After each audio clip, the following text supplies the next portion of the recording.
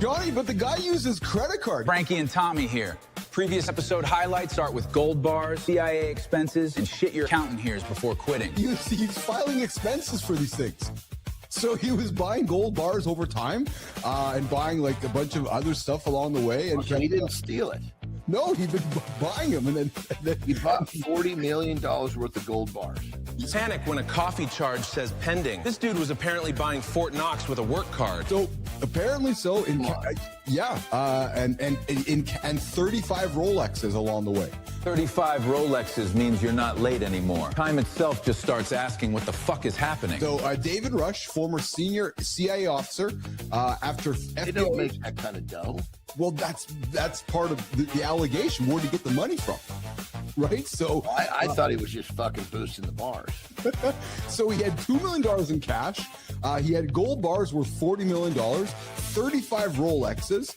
So here's the thing I'm having a hard time understanding. See, your nickname was appointed to you through the way you live your life. Yeah. He's got this nickname. He calls himself the Handsome Chief, and he's the only one that seems to use that nickname. So he's trying to understand how he can get other people to adapt a nickname that nobody identifies him with. So just call me Handsome. I'll call you Handsome. But yeah, it was interesting how a lot of somehow he didn't get the memo that a good nickname somebody else has to give you. Giving yourself a nickname is like awarding yourself Employee of the Month in a one-person kitchen. Jamie doesn't know what to say to that one. So Jamie, but he tries really hard. So we just try really hard. Yeah, I try really hard, Jamie. I try really hard. Keith is campaigning for Handsome like it is a mayoral race with 4 yard signs and 0 voters. And then a year later, we were actually going up to a closing day at Brighton Ski Resort, and we're sitting actually on a snowboard bench. And out of the blue, I just go, "Hey, Reggie, have you ever thought about kissing me?" That is a terrifying sentence to launch. Most people can't even ask where the extra napkins are. And then he leans over and gives me a kiss. And very quickly, our relationship took off.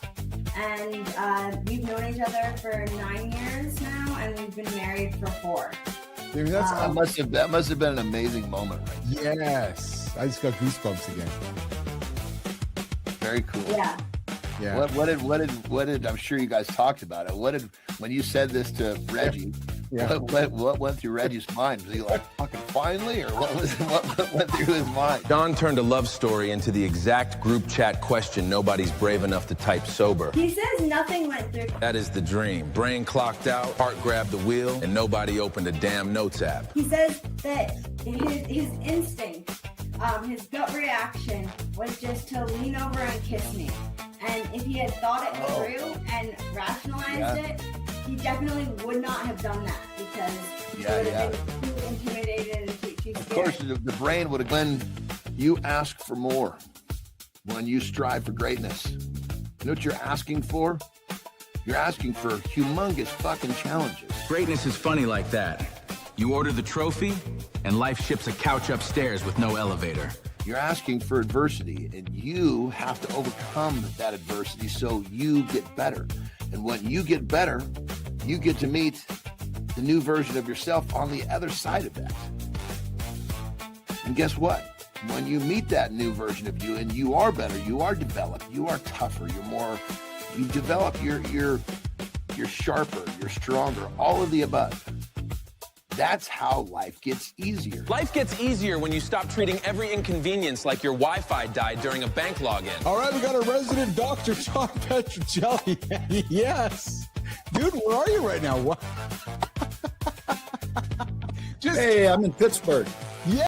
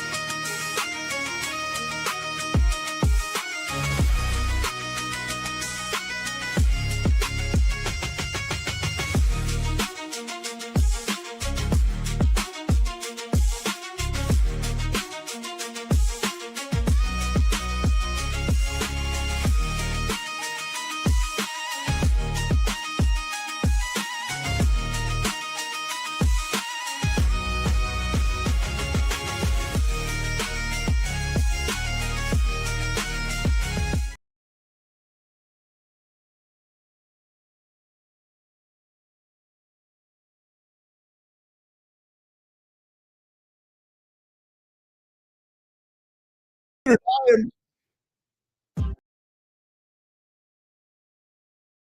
Let's try that. There we go. There. Hey, good morning, everybody. We are a live experience, pressing the buttons and bringing the show to life. Good morning, everybody. Hey, listen, some men inherit money, some men inherit discipline, and some men inherit silence, but they inherit a house where nobody talked about the bills, nobody talked about investing, and nobody talked about the fear. Listen, we're never taught how to pick our partners. We're never taught about the cash. And then we wake up in debt or divorce and life goes sideways. Good morning, Jess. Good morning, Rico. Good morning and welcome back to Mornings in the Live with Keith, Jon, and friends. 70 some odd hours ago, we were getting up and getting after. We're back at it today on Monday, June 1st. It is officially the start of the second half of the year. Nation, it is officially the start of the decline. Jimmy, it's the decline. It's the decline. It's the decline. We are on our way to the back half of 2026. And to all my snoozers out there, good morning, Holroyd. To all my snoozers out there, you guys are half of a year behind me, Adam, Rico, and Jess, because we are getting up and getting after right here on the Mornings Lab Live Authority Network, Monday through Friday, 7:30 Eastern Time with Matt Roof, myself, and Johnny at 8 o'clock. And then we got a bunch of shows that we're plugging in the gaps along the way and so forth. So good morning, everybody. Just a reminder, this is an R-rated experience. It often becomes X-rated because we got people like names with Kai and Jimmy and Melissa on the show. So if your name is Kai, Jimmy, or Melissa, we might offend you. Yes, we might. Just do that. Welcome to the big show that we call Mornings in the Lab with Keith, Jon, and friends. Hey, another quick reminder. Yes, parents, leave kids, stick around. And hey, come check into the show if you haven't checked in. We haven't asked you to check in for a while. You go check in at mornings.live. Come say hello. We also have I got the green circle icon. Oh, I see that. So what the hell does that mean, actually? Hey, so Kai, Jimmy, we got to check out the OG. Why does Holroyd now have the green icon? Because I know because Holroyd is like the dude. He's like the official OG of the channel here. So we got to, okay, Holroyd, official task, top of the list for Kai today. Check out why Adam only has the green circle. Interesting. We don't know what that means. True story. Hey, we got a poll today. Yes, we do. We got a poll and Kai is holding it up. What was your primary financial lesson modeled in your childhood income? Was it avoidance and silence, scarcity and panic, or hard work but no strategy? You know, I got to be honest with you guys. My strategy has always been work like a mother. So I always feel like I can outwork the bills. Right or wrong, my belief is I can always outwork. Oh, it's been a year? Yeah. So I wonder what that means. Except... Dude, I love you, man. I love the support. Holroyd, your support has been awesome. Holroyd, your support is nothing short of awesome, to say the least, man. I'm going to look forward to the day where I'm going to be able to shake your hand. And I mean that really sincerely. Looking at you, brother. Going to shake your hand and say thank you. You, Rico, Jess, you guys have been such a great support of this big experiment we are calling Mornings in the Lab. Hey, the daily question. What's the one hard financial truth? Well, I was saying, so me, I've always been the one who's believed that I always can make more money. Now, rightly or wrongly, that's always been my attitude, which is, all right, I got a bill coming. I guess I got to go work harder to go make it up. Speaking of bills, speaking of time of the year, oh, man, I had an anxious yesterday. So what did I do? I sent a message to Anderson because it happened a month ago. I was like, oh, yeah, right. He said, name it, mention it, find it. So I did. And I went for a walk and I battled it out of my head. And then I texted Anderson, hey, Anderson, guess what? It's been a year. I said, I'm sorry, it's been a month, and I can see the anxiety creeping into my brain here.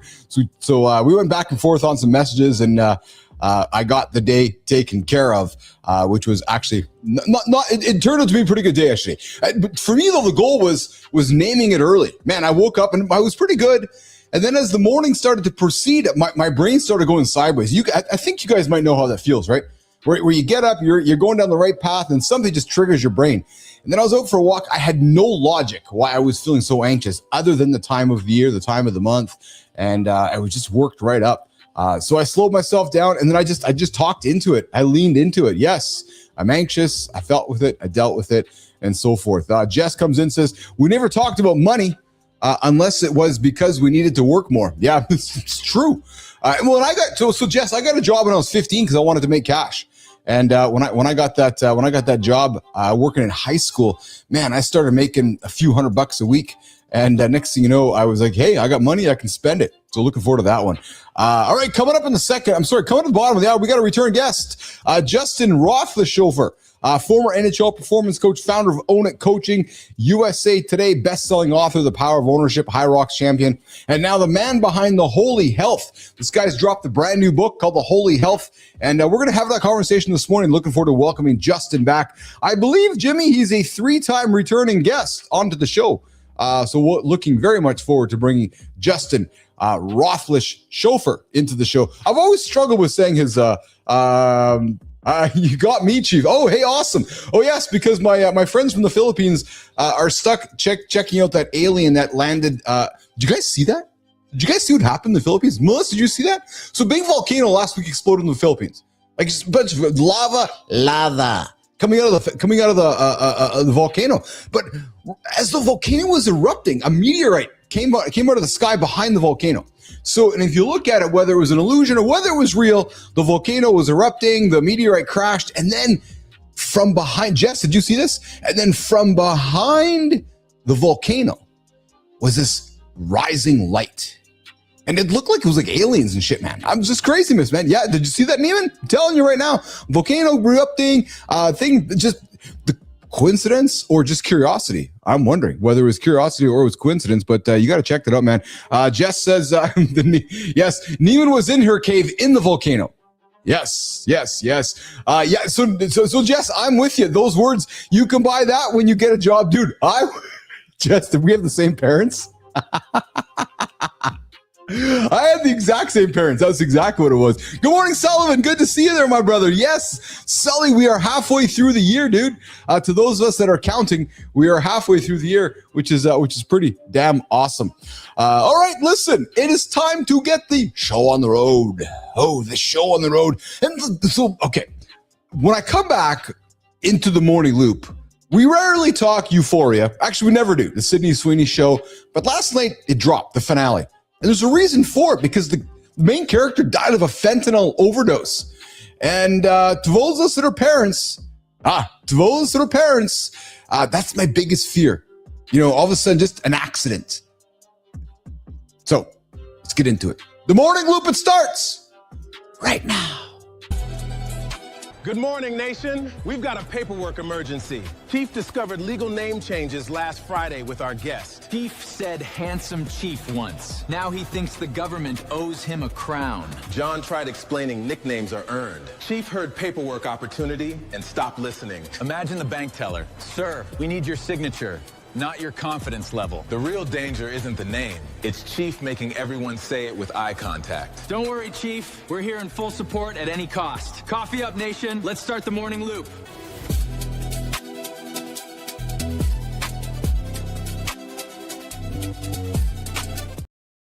Yes, the self-proclaimed handsome chief. We had some laughter at the dinner table last night. Johnny was sending me texts about being the handsome chief. My kid, we were playing a game last night at the dinner table, and we had some laughter about the handsome chief. That is him. That's me. Yes, Jess, you're my brother from another boomer mother. True story. So, hey, did you guys watch Euphoria? I got to admit, I do not watch it. I've seen it a few times. And Jimmy, if we have the clip, Kai, if we have the clip, let's run it. If not, let's get into the conversation about what happened last night on the sea. Rue dies from a fake Percocet. That's not TV drama. That's fentanyl in your kid's pocket. Dads, are we ready? Most dads' plan is, my kid would never. Cool. The dealer's plan is, one pill pays. Which plan wins? Tonight, skip the lecture. Ask. If someone offers you a pill, what do? Then shut up and listen. So last night, season 3 finale.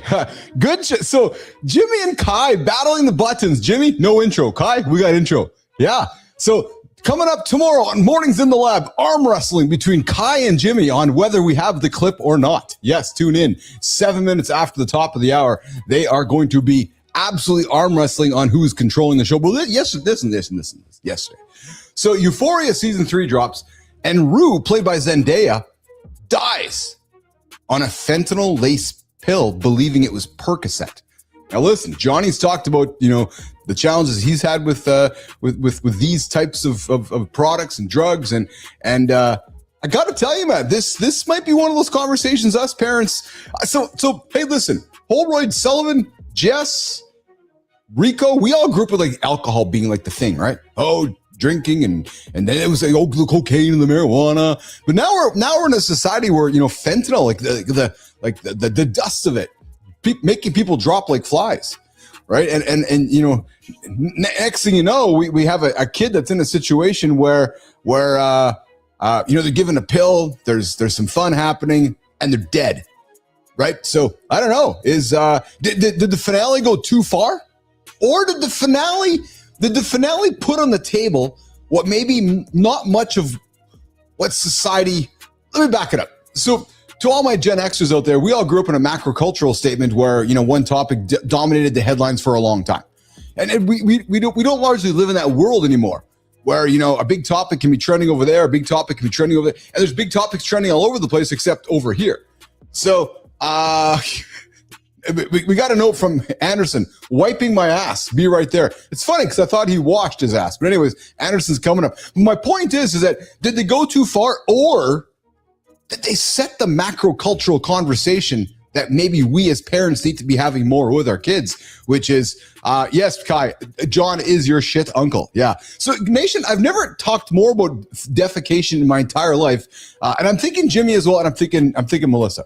I really am. I'm thinking when Melissa and Keith got together a couple years ago, she was not thinking that we would be speaking about defecation as much as we do.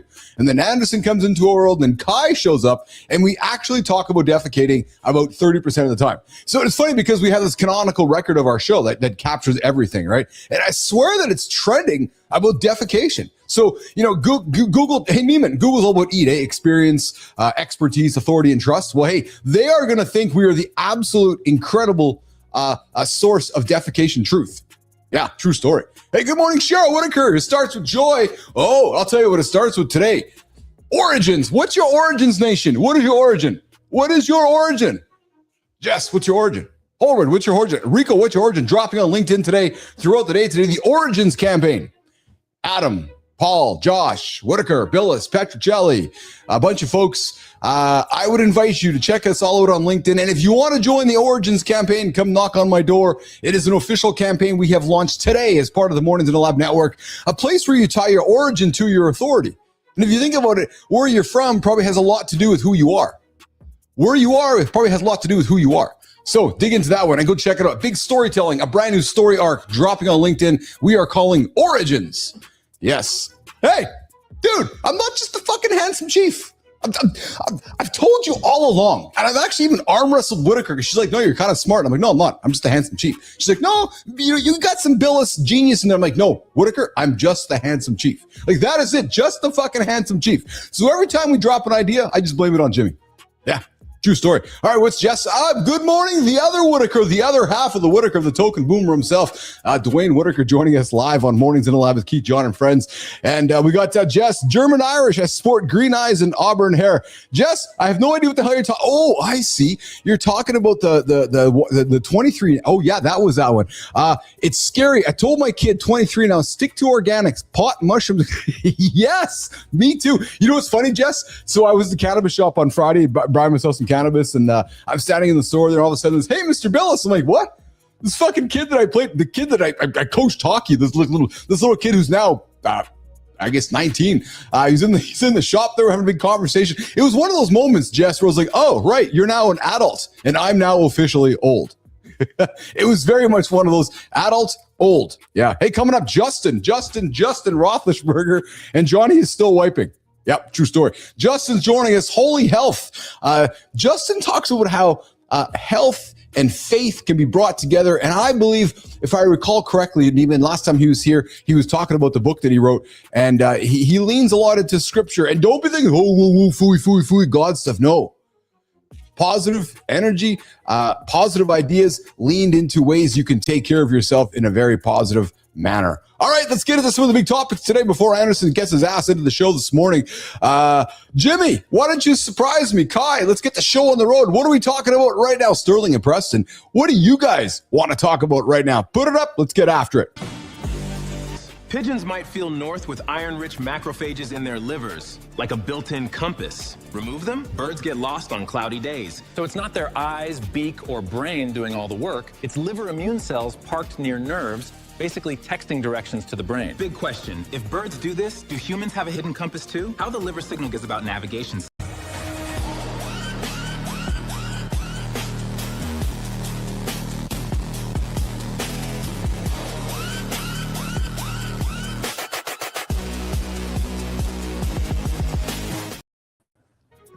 I'm a cameraman.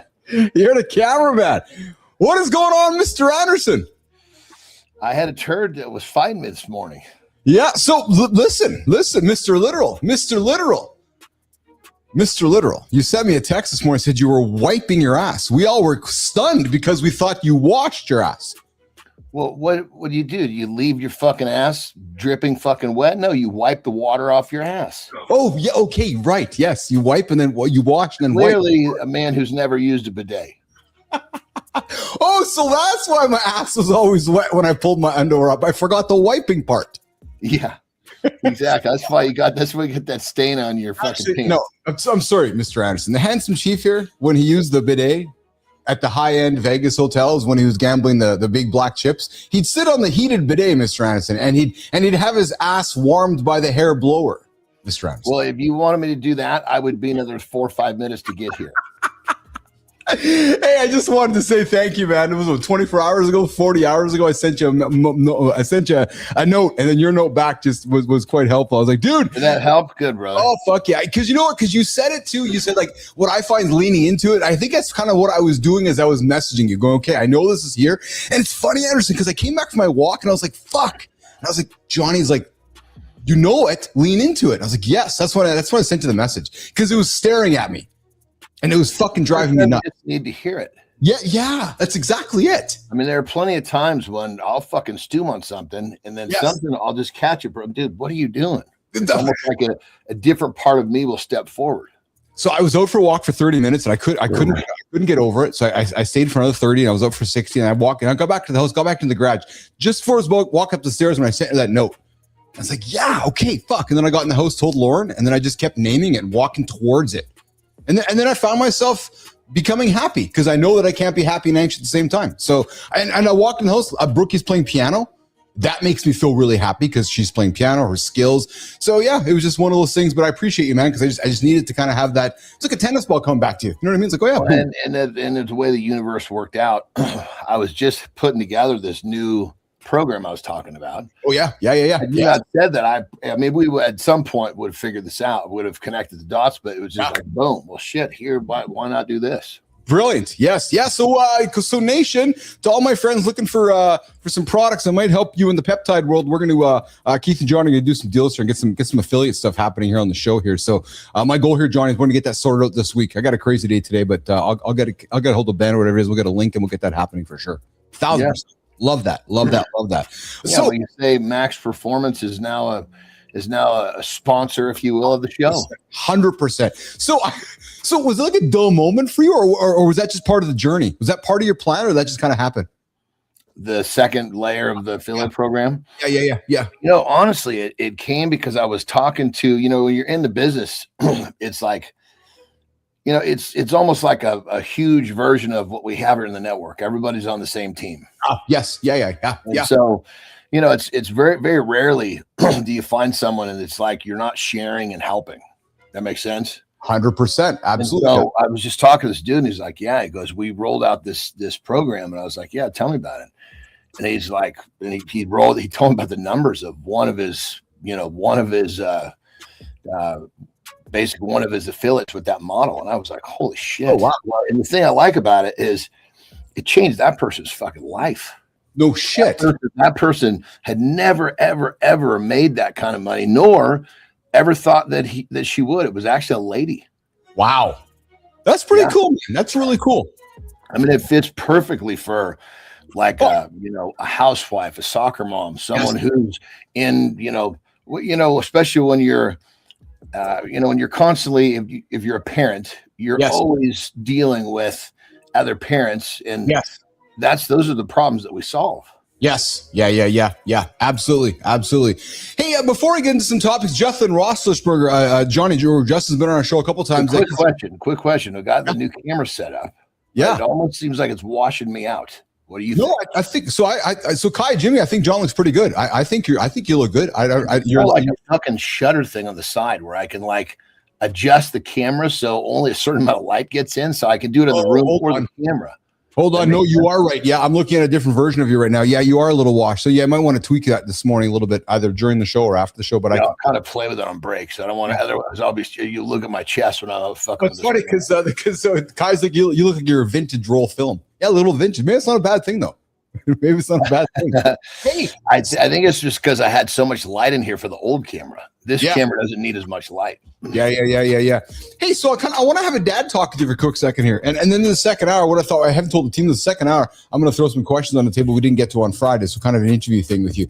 But hey, as a dad, so I know you don't watch the show, neither do I, but it's a popular show. It's called Euphoria, and the finale was last night. The main character died of a fentanyl overdose. She got a Percocet, and it happened to be fentanyl. One of my buddies died from that. Fuck off. Seriously. No, swear to God, dude. Swear to God. Unbelievable. Like he was actually. He thought it was one thing and ended up being. So he thought it was one thing and ended up being something else?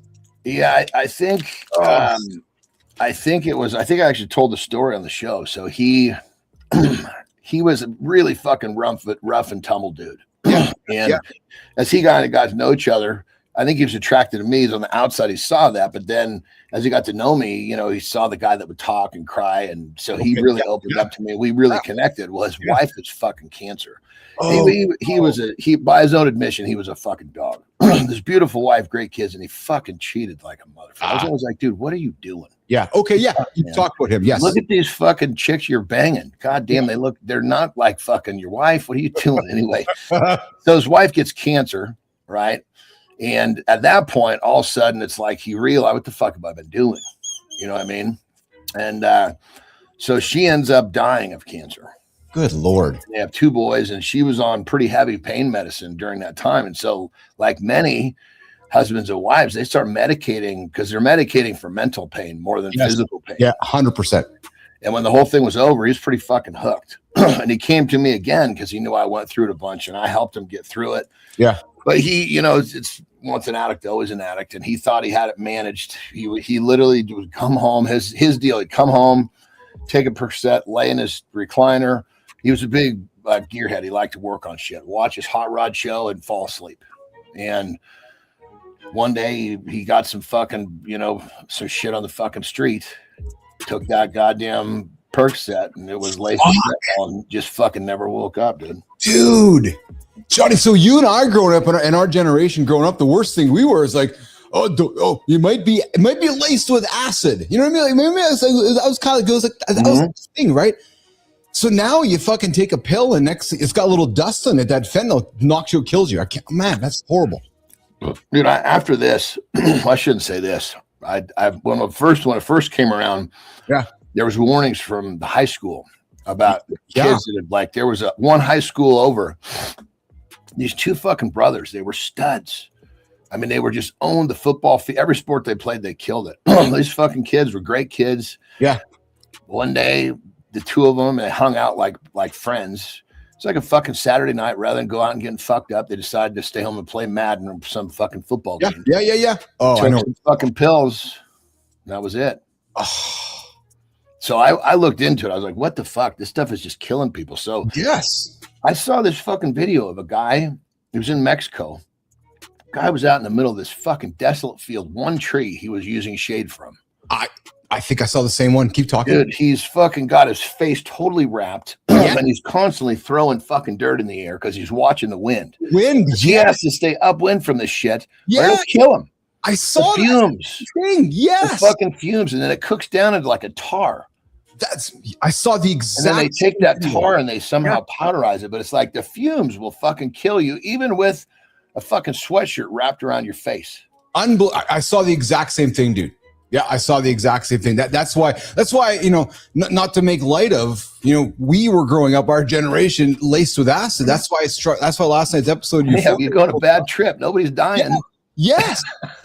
I know. Horrible, and man. Trips, now that you understand trips. Well, yeah. It's fairly fucking harmless. It was just the unknown that freaked everybody out. Yeah, exactly it. Exactly. Hey, coming up, Justin Roethlisberger. He's coming back to the show. Third time in, actually, I believe it is. He's dropped a brand new book, Holy Health, and we're going to have a conversation with Justin joining us in a few moments. Hey, Jimmy or Kyle, let's put this epic spot of. So this dude does not get out very much, but so just down the road from you, Johnny, Mr. Lesnar, and I like to do my shit with these guys. He shows up in Saskatchewan, small town. So for the got a farm up there, dude. That's exactly it. It's exactly it. And we both know he's not a big public appearance guy. It's just not his shtick. But just a little town like where he lives, John, we're talking a town like less than 1,000 people. He shows with the home hardware. Well, that makes sense to him. He grew up in a small town. Exactly correct. So when I saw this, like, that's pretty cool, man, because that just talks to his character. He's comfortable there, right? He's, a few hundred people. It's probably all of his neighbors, right? It's probably all his neighbors in the community. He's like, oh, there's the farmer, because the guy farms for a living, right? Well, and here's the thing, in the small towns, like that's why Taryn and I have to go into those little small towns. Yeah. Because it's a different code. Yeah, 100%. The code hasn't been destroyed yet. No. Like saying hello to people just because you pass them on the street. Yes. Just being kind because. Yes. And that's the environment where he's comfortable. He'll self-admit that doesn't like people. Yeah. Yes. Exactly correct. So I thought that's pretty cool, actually. I thought that was really neat because all my American friends, like I call my American friends, we see him on the big stage, and he's like, no, I'm comfortable in a town of 500 people. Speaking of big stage, Johnny, I talked about this last week with you. More pictures and just facts emerging. UFC coming up in 2 weeks at the White House. Johnny, check out these images, man. So here's.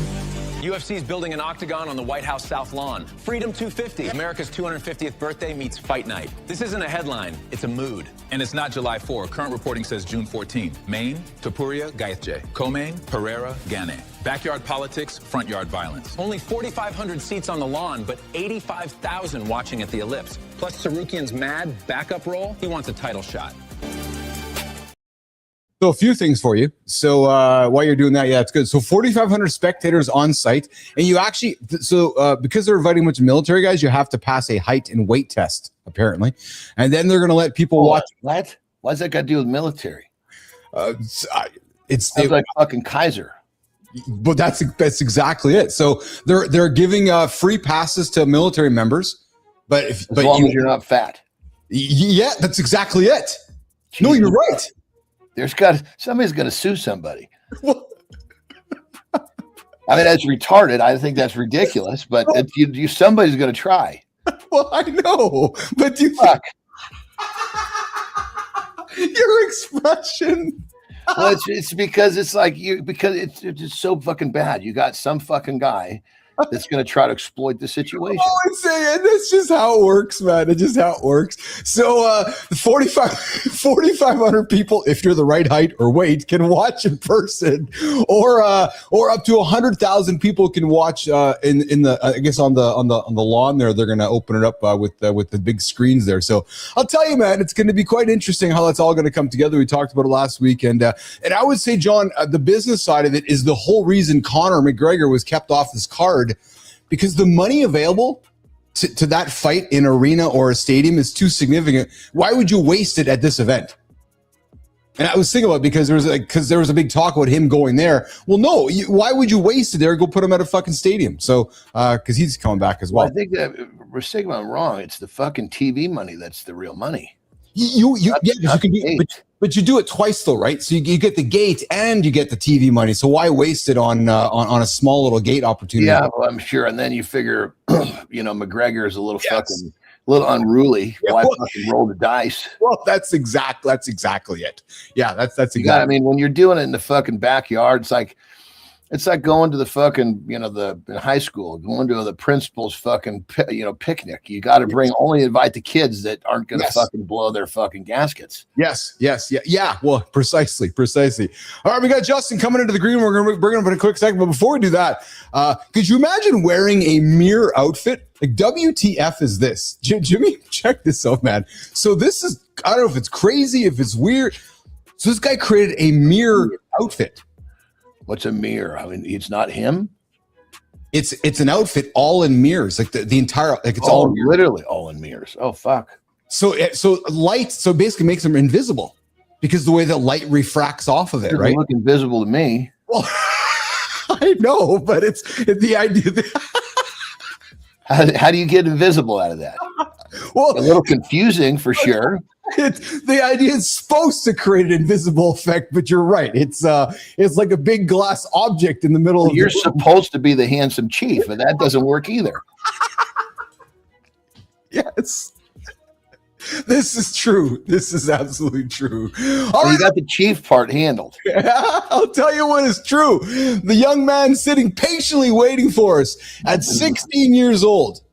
Today's guest, he weighed 90 pounds and was weeping inside his hockey helmet in the grip of an eating disorder that nearly killed him. Doctors later told him he wouldn't live to see 35. Well, guess what? He's here today. His name is Justin. He's back to join myself and Jon Anderson with his brand new book this morning on Mornings in the Lab with Keith, Jon, and Justin on Mornings in the Lab.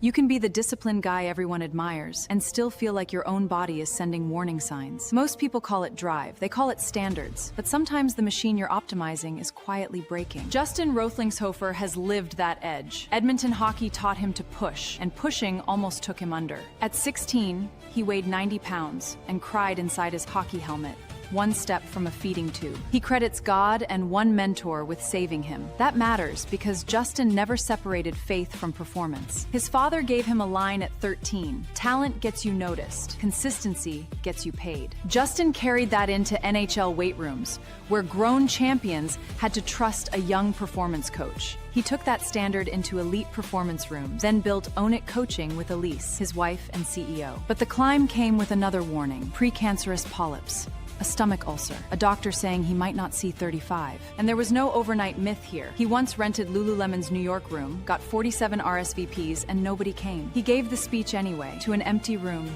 because consistency only counts when nobody is clapping. That mission now lives in Holy Health, a new book about habits and rhythms that heal the body and transform a life. Justin, welcome back to the lab. We're so happy to sit down with you again. Honey, he's back. Jimmy, let's bring him up. Our guest this morning, Justin Roethlisberger. How's it going, Justin?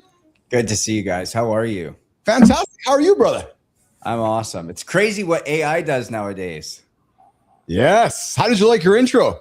Oh, it was awesome. It was great. That's it. That's it. So, hey, listen, last time you were here, you gave us the broad strokes. You were actually working on the book. I remember it. But I want to go back to something specific when you were here.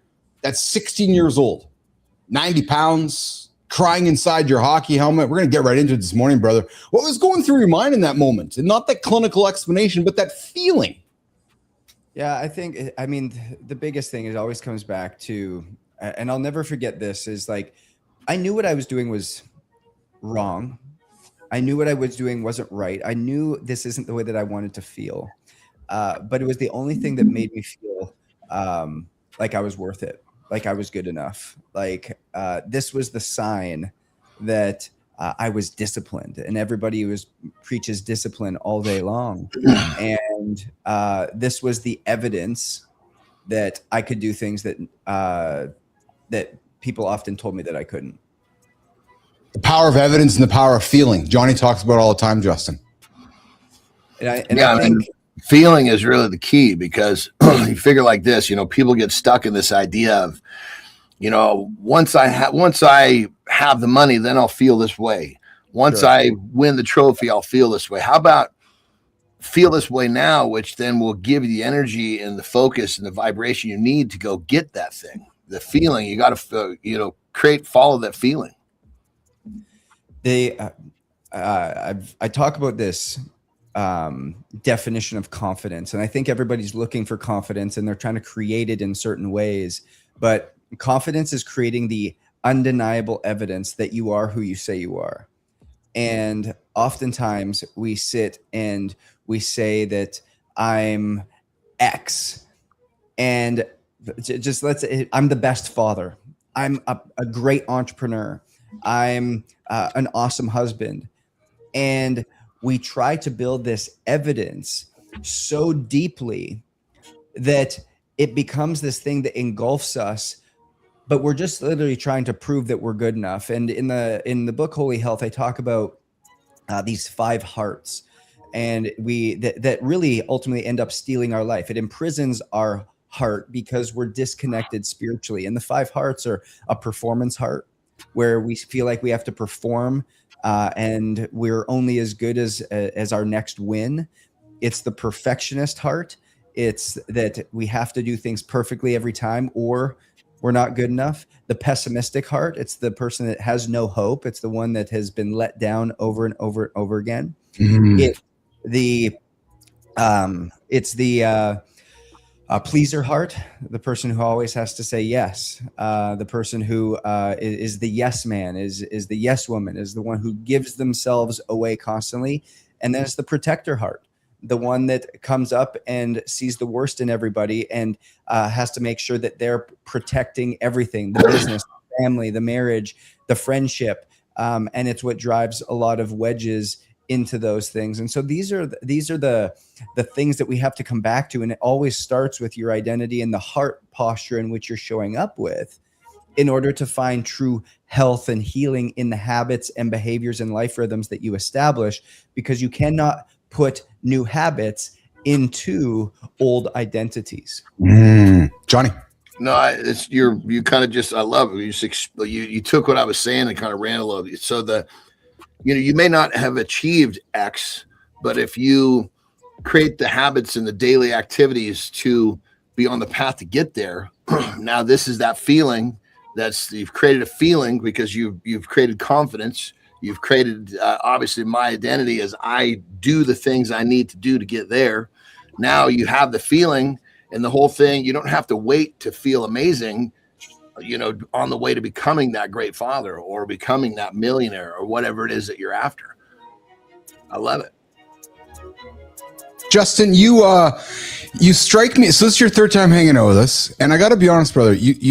Where was it that journey at 16 through 35 where you started creating that evidence for yourself? You have a sense of maturity about you, where, and I mean this is a compliment, where there's where you have found this evidence to create this confidence for yourself, to create this story and empower others. How? Where? Like, you're an old soul, dude. Where did that come from? I love that, and just you even saying that is a more prophetic statement than you can imagine. Thank you. I've always had it. I've always had this old soul component. I still remember it at 10, and it's different coming from your mom, but I just remember at 10 years old, like, I never fit in. I wouldn't engage in the same debauchery and goofiness that like a lot of kids my age would. And I love to hang out with the 30-year-old parents that we had around those times, and just listen to their conversations and ask questions. And I was made fun of it for a lot. I was left out a lot of the time. And my mom always said, Justin, you're an old soul. You're an old soul. And I still feel it today. And I don't think I grew into it. That actually created a lot of insecurity for me.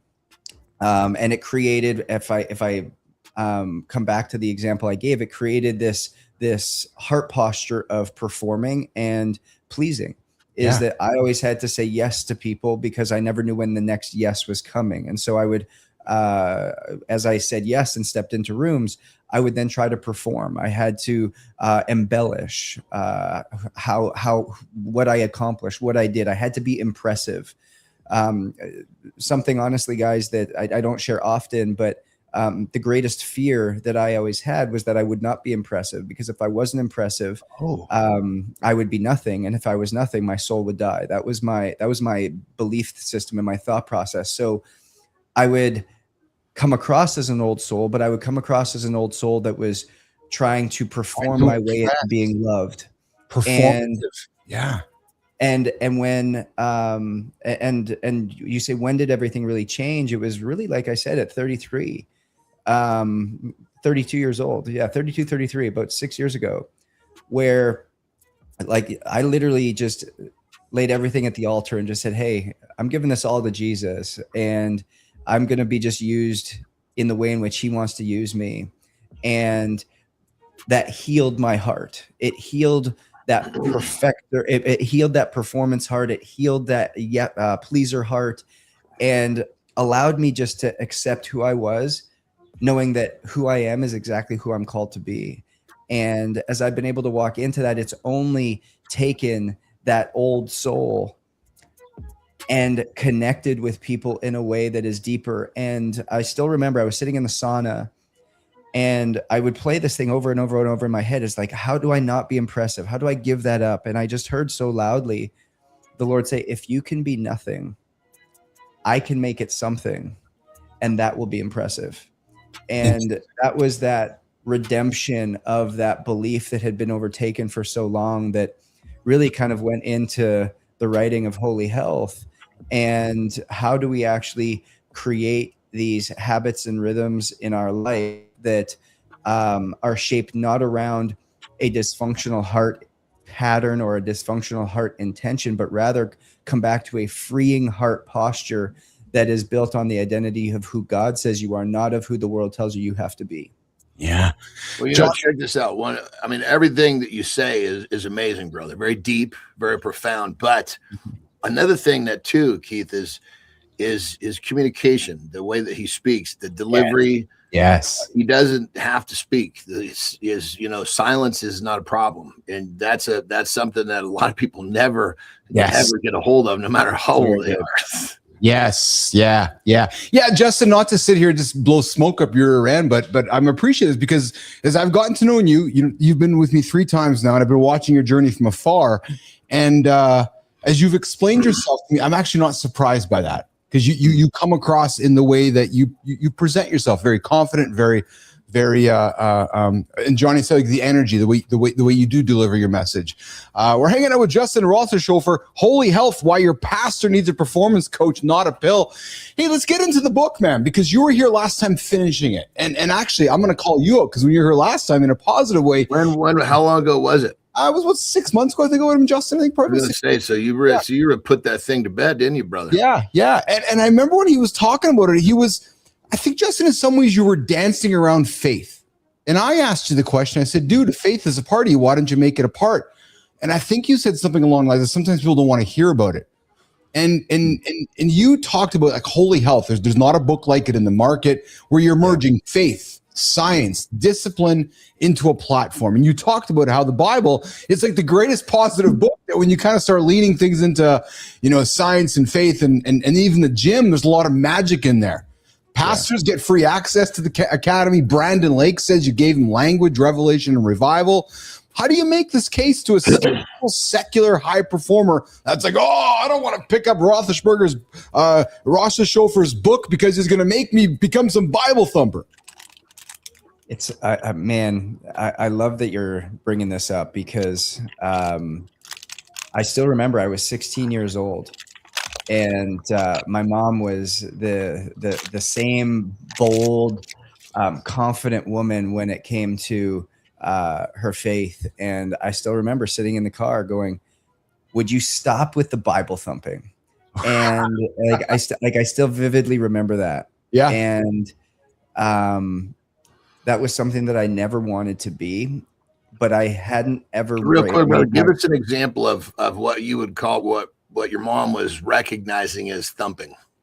Yeah, I think it was every problem, every obstacle, every hardship was always met with a scripture, or was always met with something there. And because religion had only ever been shown as something that was legalistic and never actually portrayed as a relationship. I didn't know what this was. It was like, okay, yeah, I get it, but it was never personal to me. And when I actually started to make my relationship with Jesus, the thing that actually came out, and there was like a freedom there. There's a man God on the other side of this. There's the Holy Spirit that lives inside of me. You go back to the feeling. There's things that happen that you can't explain, that when all of a sudden you start leaning into this relationship, chains inside break. Freedom happens in the mind. You suddenly have this newfound energy that is unexplainable. And the only explanation is that of Jesus, is that of a relationship that's come. And so what I've been able to see is that everything that science has been trying to do for us from a health standpoint, a biohacking standpoint, has only ever been known in scripture for years. And so when I see that they're not actually competing entities, but rather they're in full alignment, that was where the freedom and I think conceptualization of holy health came from, was that I read the Bible and all I can read is a manual on how to live your life, a manual of how to have life abundantly. It says in John 10:10 that the enemy comes to steal, kill, and destroy, while Jesus came to give us life and life abundantly. And so we want the abundant life, but yet we want to live the ways of the world. We want to have the habits and the behaviors the way that's there. And Romans 12 says, do not conform to the patterns of this world, but rather be transformed by the renewing of your mind. And so we have to understand that the heart and mind connection are one. And until we lean into that relationship, we're constantly going to be tempted by the ways of the world, the things that the world says is good, the things that the world says are good for a moment, but rather long-term are not where we need. And we trade so often as humans what we desire most for what we want now, because the temptation is so heavy.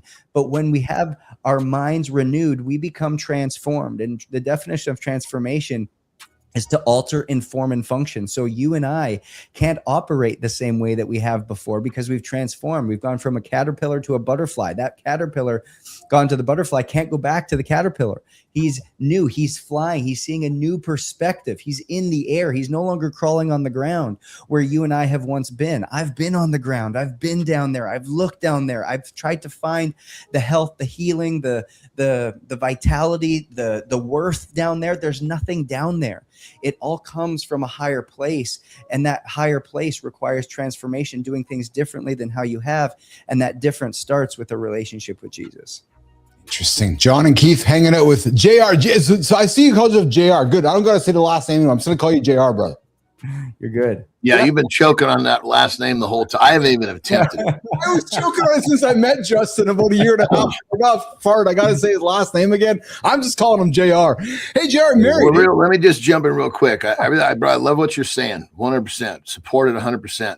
I just want to add a little caveat for those that may not believe in Jesus and that may not have that name. Call it what you will. Mm-hmm. Yeah, I was based. I mean, what you said, I completely agree with. Just it's a belief, the belief in Jesus for you.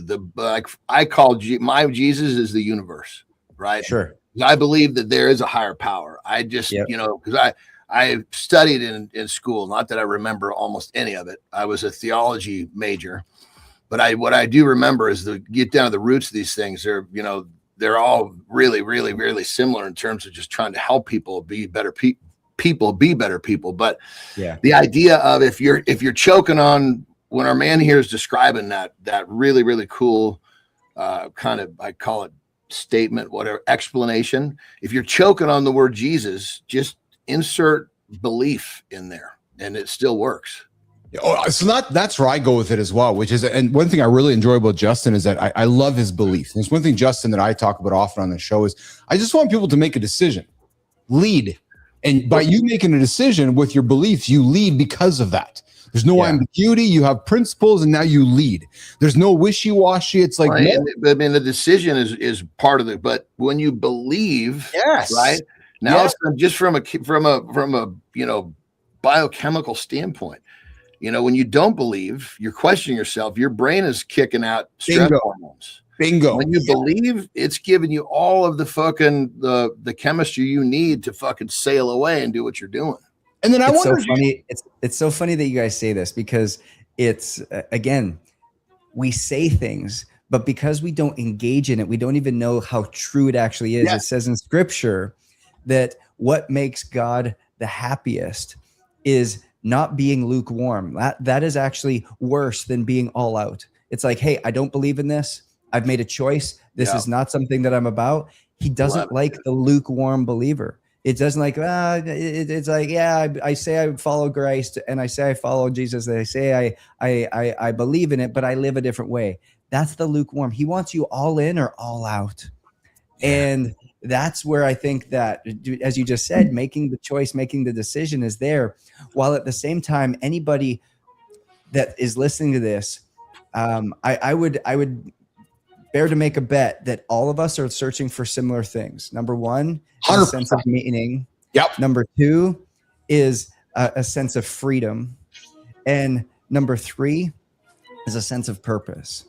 And when we're looking for those three things, freedom, purpose, and meaning can all be found deep in scripture, but we often sit here and say, I want it, but I'm not willing to do what it takes in order to get it. Oh, don't even get me started with the I want it. I'm gonna. And that level, one of the things that I'm a big one on, like, singular words, right? Yeah. So I tend to want to think that I'm constantly discovering, because searching for me, not saying everybody, presents a feeling of lack. Yeah. So I'm discovering because it's exciting. I'm constantly growing. If I'm searching, I'm it's a different, it just creates a slightly different position on the situation. Yeah. I love the word searching, because when you're searching, and again, it's scriptural, seek and knock, and the door will be answered, and you will find it. Like it happens all the time. You curious. It keeps you curious. I love having conversations like this. This is probably some of my favorite, because I love going into places. If I only hung out with other Christians, my life would be very boring. Oh, dude. I love hanging out with people who are searching, because we can have conversation that is deep, respectful, transformational, and being able to help guide and lead in such a powerful way. I'm covered in chicken skin right now because of what you just said. I was laughing with Johnny last week. I'm totally in agreement. I just like to change that word. Seek is for me, and I'm just talking about myself. Yeah. Seek feels different than search. Yes. Oh, interesting. Seek teams. Interesting. Yeah, seek. I'm seeking. I'm but when I'm searching, it's like I lost my fucking car keys. Oh, yeah. Okay. I can see the difference in that, perhaps. So you say you're searching. So you say you lost something. So what do you feel like you've lost? Well, it's not. I don't really feel like I've lost anything, because I don't really use that word. I'm just big on words and how they affect me. Mm-hmm. So you prefer seek over search? I prefer discover. Got it. Got it. But if I'm going to lean towards your loving of searching, I'll take seek as a step between us. That's great. If you're trying to discover something, what are you doing in the discovery process? I mean, every day I'm up and I'm doing different things mentally, physically. It's like the pillars of my life are all growing, and through constant discovery, whether it just be my journaling, my meditation, my exercise, trying new. I'm constantly trying new things, because if I'm not trying new things, there's no new input. If there's no input, I'm in the same little circle. I want my circle to be 100%. Constantly doing this. 100%. That's great. I love it. Just from a sense of understanding, because I love what you're saying, and I'm a big language guy, as ironic as it gets, because I was a dyslexic kid. Crazy.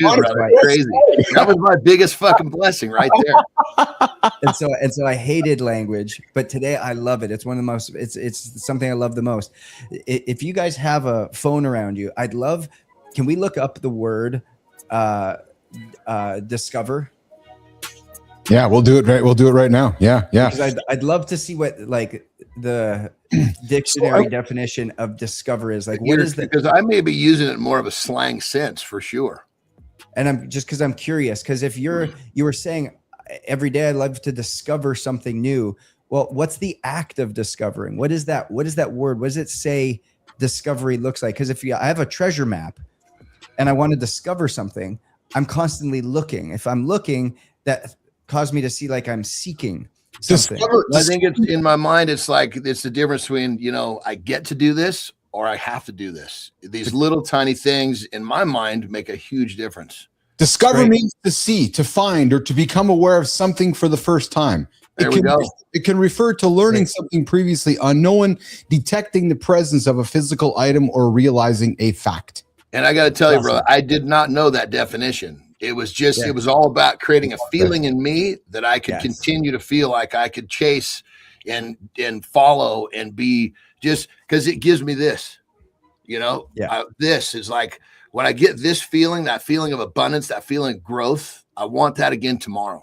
Keith and Jon, hanging out with words, habits, thoughts, whatever I got to do to keep this moving. That's what I'm all about. And you know what, Jon, Justin? I love that. I love that. And I love that because even, bro, like, I just want to be in the same room with you for a little while, because even as you do this, what are you doing? Literally, your hands are going up. Yeah, opening. It's like that's it. You're wanting to receive. Oh, brother, my antennas.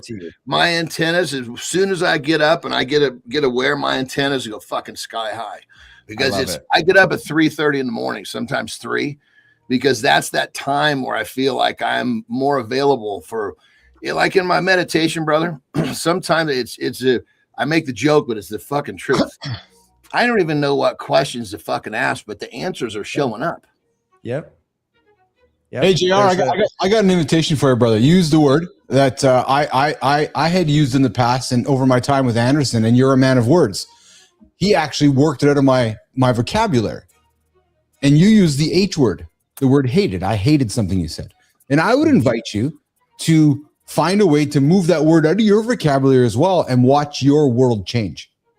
And I'm serious. Like, as simple as that little word, how you reframe it, how the energy that's wrapped around that word just leaves your body. It's an attraction. It is. Yeah. There's shit like that. Like the other day, a couple shows ago, maybe 2 weeks ago, he said, I'm sorry, but I'm going to use this word. And he did. He fucking used it 3 more times in the show. I'm like, all right, dude, your once is over. Cut the shit. It just kept coming back. It's true, JR. It's funny because we use it and then it starts, and other things start creeping into it. And I know, and it's because I love that you said you love language and words, and I have been.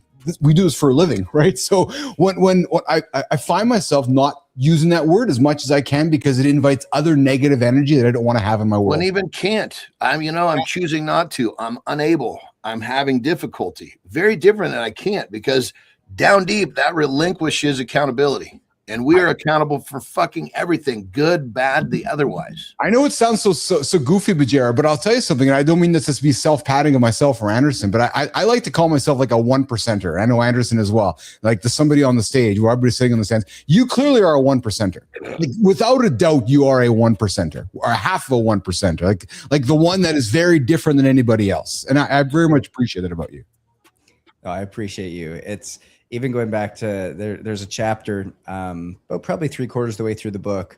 And it's called Language Matters. Yes. And I go through a lot of these things that you're talking about. There's a commitment ladder where a lot of times we think we're committed, but we're actually just compromising. And we use language like I'll try, I'll do it when. Yes. Love it, bro. Fucking love it. I'll do it until I can't. And it's not until you say, I'll do whatever it takes. Like, I'm a whatever it takes person, that you're truly committed, that you're truly willing to do whatever it takes to make it happen. And I do what's required to get the job done. Totally. Justin, why is that always 3rd or 4th in the list though? Because usually, you've coached so many folks and successful folks. It's always, I gotta, I'm going to do it. But to your point, it's rarely the first time they say, I'll do whatever it takes. Why do you think that is, Justin? I think people are afraid to commit. Is that what it is? We've been programmed like this. Because we've been programmed this way, haven't we?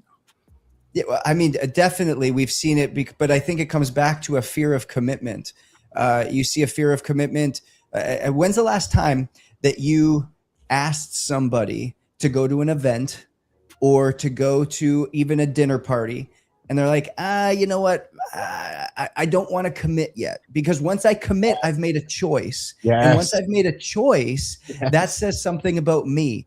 But ultimately, if I, and this again, it goes back to this whole book. Like, the book takes science and scripture, integrates them together to help us heal mentally, physically, spiritually, emotionally, so we can have a life where we have constant energy, constant focus, can live well for a long period of time. My goal is to help people die young at an old age. I want you to die young at an old age, meaning, hey, let's live to be 105 years old, or let's live to be 95 years old, but your life stopped at 95 years old. Like, it's not your life stopped at 60 and you just decayed for 30 years. It's like, how do we help you die young at an old age? And this is the blueprint in which we get to do it. But going back to your question of why do we do this and why do we operate this way and why do we live in this space and being lacking this this commitment, is because we're constantly wanting to be available for something better, because we are so chaotic in how we're living. We're always on the go. We're just looking to grab and take the best thing for us, but yet we don't slow down enough to actually figure out what that is. And once you slow down, you start listening, just as Jon said. It's like he has the meditations, but it's not the meditation. It's not the act. It's not what do I say. It's just the act of slowing down and meditating on what God is trying to say to you, that when you slow down, he leaves with the answers that he was trying to discover. And all of a sudden, as he has the answers he's trying to discover, he can now go and use that wisdom to figure out what happens next throughout the day. Because he slowed down, he now has wisdom to be looking for something else throughout the day that is in sight unseen. And thus, when that thing happens, the invitation from a friend happens, the phone call happens, the text message happens, he can say yes and commit immediately, because he knows that that's what he's been directed to take. So Jon, you're living an obedient life. You're living a God-fearing life without even knowing it. And that's the exciting part about this, is it's not asking you to change what you're doing. It's just asking to get a deeper sense of revelation as to how we continue to keep walking. And that's what a relationship with Jesus looks like. And that is why with Holy Health, it is the seeing and the realizing of things that you haven't been aware of thus far, and making it so practical and real that it's that you literally read the book in you said a chicken soup, but full of goosebumps the entire time, because it's like, my gosh, that's a revelation. That's a truth thing. I don't want people to read this book and go, oh, Justin's right. I want people to read the book and go, oh, that's right. Oh, I love that. Revelations, Discovery, and Justin Rotherschwolfer, JR, this morning on Mornings in the Lab with Keith, Jon, and friends. Hey, Justin, we're going to do a lifestyle tip and reset hour too. Can you stick around for 5 more minutes after this top of the hour? Or do you got to rock and roll? No, I'm good to say. All right, let's do that. So, Johnny, we're going to do lifestyle tip. We'll come back, and I'll have a conversation about money and you being raised with money. What did your dad teach you about money, Justin? Don't answer that. We're going to have that conversation when we come back with Justin, Jon, myself on Mornings in the Lab with Keith, Jon, and friends.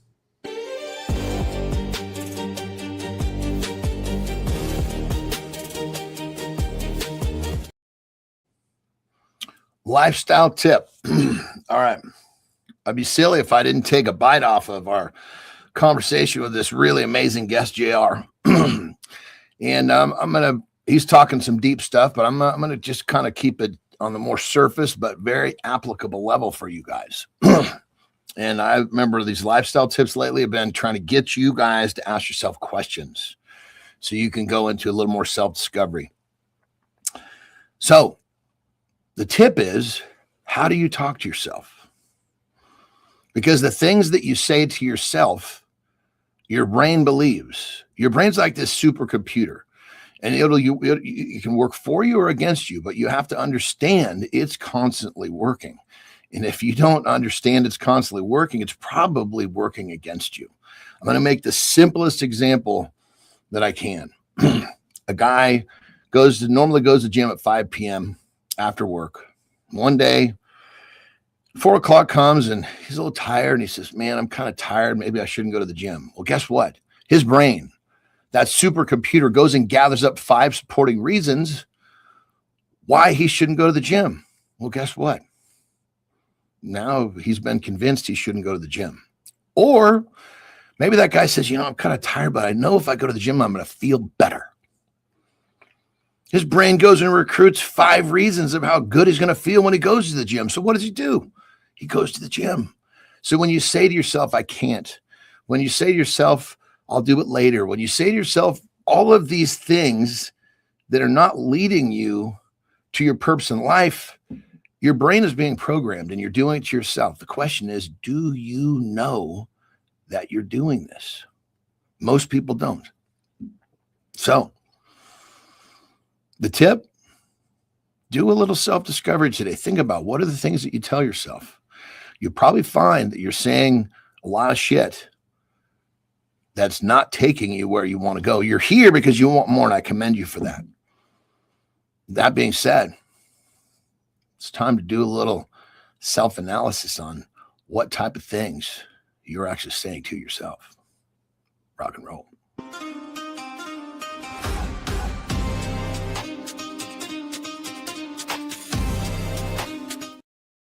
Good morning. Welcome back to Mornings in the Lab with Keith, Jon, and friends. You are into hour 2 on the big show we call Mornings in the Lab. We get up and get after it every single day here, Monday to Friday, live 7:30 with Matt Roof, Kindness Rising, and myself and Jon slide into the chair at 8 o'clock for 2 hours of ridiculous banter. And today we are having an exceptional conversation with our boy, JR, Justin Ruffling Chauffeur from Holy Health, Revelations, Discovery, a conversation you do not want to miss. Go back to the first 30. We're going to keep it going with Justin. We're going to talk money before we walk him out of here. What your father never taught you about making money, saving money, or just what? Who knows? Jimmy, let's run the clip. Let's get the... Your father didn't just skip the money talk. He installed silence. And you've been paying interest in anxiety, arguments, and overtime ever since. This isn't a math problem. It's a masculinity problem. Pride plus avoidance. You call it providing, but it's fear dressed like responsibility. You earn more but feel poorer. Sleep gets worse. Marriage gets tense. Health slips. Because uncertainty becomes stress, and stress becomes your default. Wealth isn't income. Wealth is systems, ownership, and transparency. The strongest move a man makes? Letting the numbers be seen by himself and his partner. Today, one page. Net worth, debts, monthly burn. No excuses, no shame. Then one sentence to your spouse: I want us aligned. Let's look together. We'll break the cycle. The 3 frameworks Gen X learned the hard way, the scripts for the hard talk, And the habits that build real family wealth.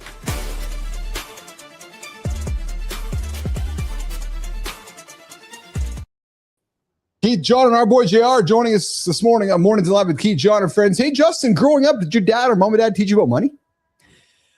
So, no, it was, we grew up in a major scarcity mindset. And are you guys cool if, like, right before I dive into this, you said something in that last segment that just like stuck out that I would love to like just please touch on for like 30 seconds. Yeah. You said, don't, are you familiar with John Gordon? I'm not, no. So John Gordon, great leadership guy. He's awesome. Dear friend.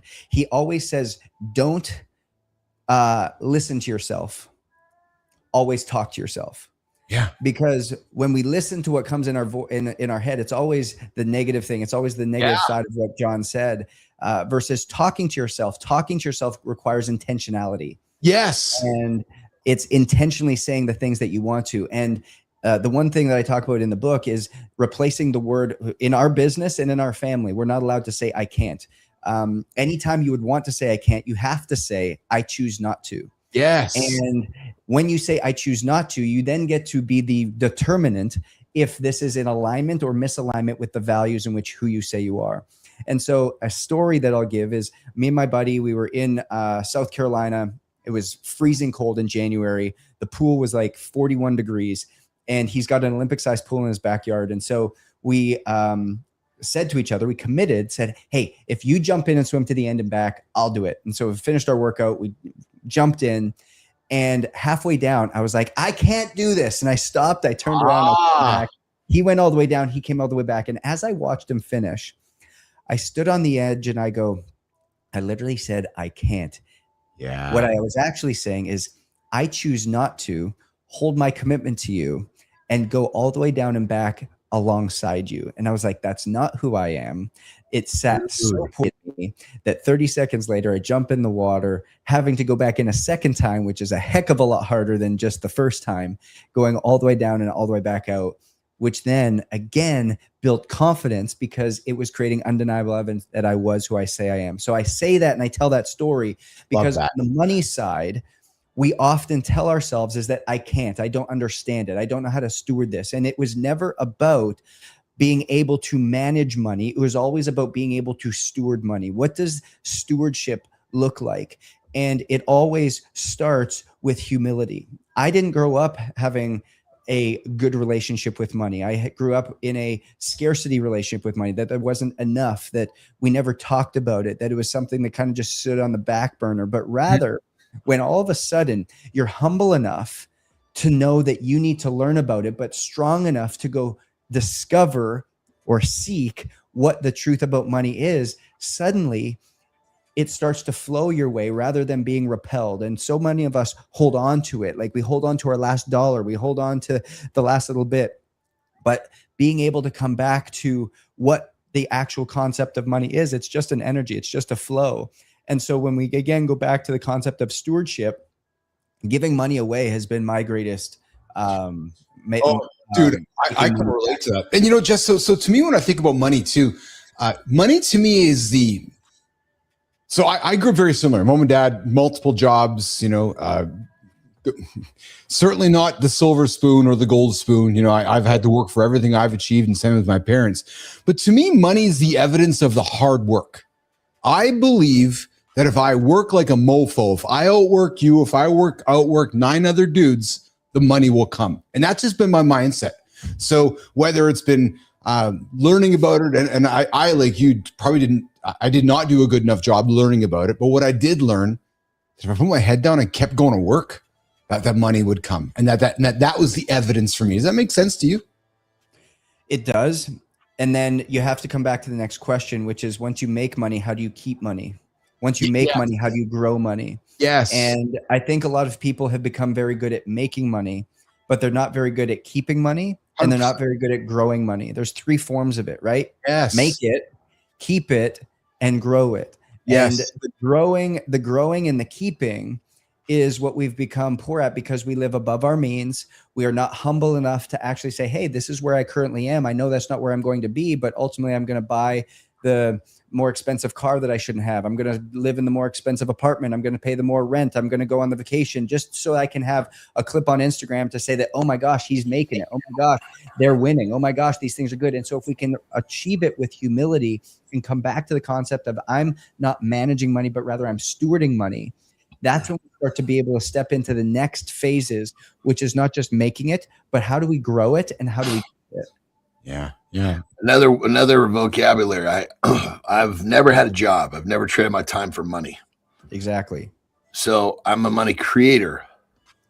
So it's a difference between make, create. Most people make because they're trading their time. And again, this is my vocabulary. Sure. And when people get caught in this trap of X amount of time, X amount of money, they're in a spin cycle that, you know, is very, very difficult to manage. When you're a creator, then again, it's very good. And I'll even take a step forward for a lot of people listening is you might take John's word and you're like, oh, I do create money because I'm a business owner. But little do you know, if you actually took a step back, you haven't created a business. You've just actually created yourself a job. And because you still trade time for money, you still have, it still relies you being there solely. If you can't go away, and my wife and I did this 5 years ago, and we took a 10-day vacation, went completely dark on the business, on family, on everyone. We were just like, hey, this is going to be the ultimate test. Can our business continue to grow? Can it continue to function? Can it continue to operate? Can it continue to have impact without either of us being there for 10 days? And lo and behold, the business grew while we were gone, and it didn't implode, and it didn't do all these things. And so it becomes the test. And you have to ask yourself that question: with what you've built, could you go dark for 10 days and nothing would go backwards? Nothing would break. Nothing would fall apart. You would actually see a progression of where you're at. It's business as normal. You're still bringing in business, because if the only way your business grows is if you're fulfilling on something, or you're the lead magnet, or you're the pipeline generator, you haven't created a business, you've created a job. And that ultimately will always become the bottleneck to freedom, which is what you're looking for at the end of the day, which again comes back to a constraint in your life, which ultimately creates greater levels of stress, which ultimately impacts your health, which ultimately comes back to holy health that we talk about. Is how do we eliminate the greatest constraint in your life to create freedom and abundance in the way in which you've wanted, so that we can do it at the cellular level and how your body functions, to how you live and how you experience life on the outside. And I think that's beautiful black and white as I see it. But I think there's an element that we should talk about that most people never really scratch the surface on is you know, granted, most people have businesses or their form of making money they want to go dark on. What if you actually create money from something that you want to do every day? That's the differentiator. You know, when people plan for retirement because they're trying to escape something they don't want to do. How about if you just do something? I mean, what I get paid for, I was doing for free. Sure. And I would have continued to do it for free. I've just been able to make money doing it. I'm a pig in shit. I don't want to go. The thought of going dark from what I do every day is not it's not a pleasing thought. I think, so again, let me kind of come back to this. It's not that I love what I do every day. We've got 3 businesses and we absolutely love them. But here's the other thing that comes back to this statement, John, and that I want people to hear and understand is even though you are doing what you love and you're making money doing it, if I made you have to be there and you had no freedom whatsoever, you would start to feel like you were in a cage. And that's how a lot of people live in what they create for themselves. Hey, you get an opportunity to go and have breakfast with the president and you're not going to be able to do this show because you've got to go do this. You have a co-host, you have somebody else, you have an option and a way in which this can be done.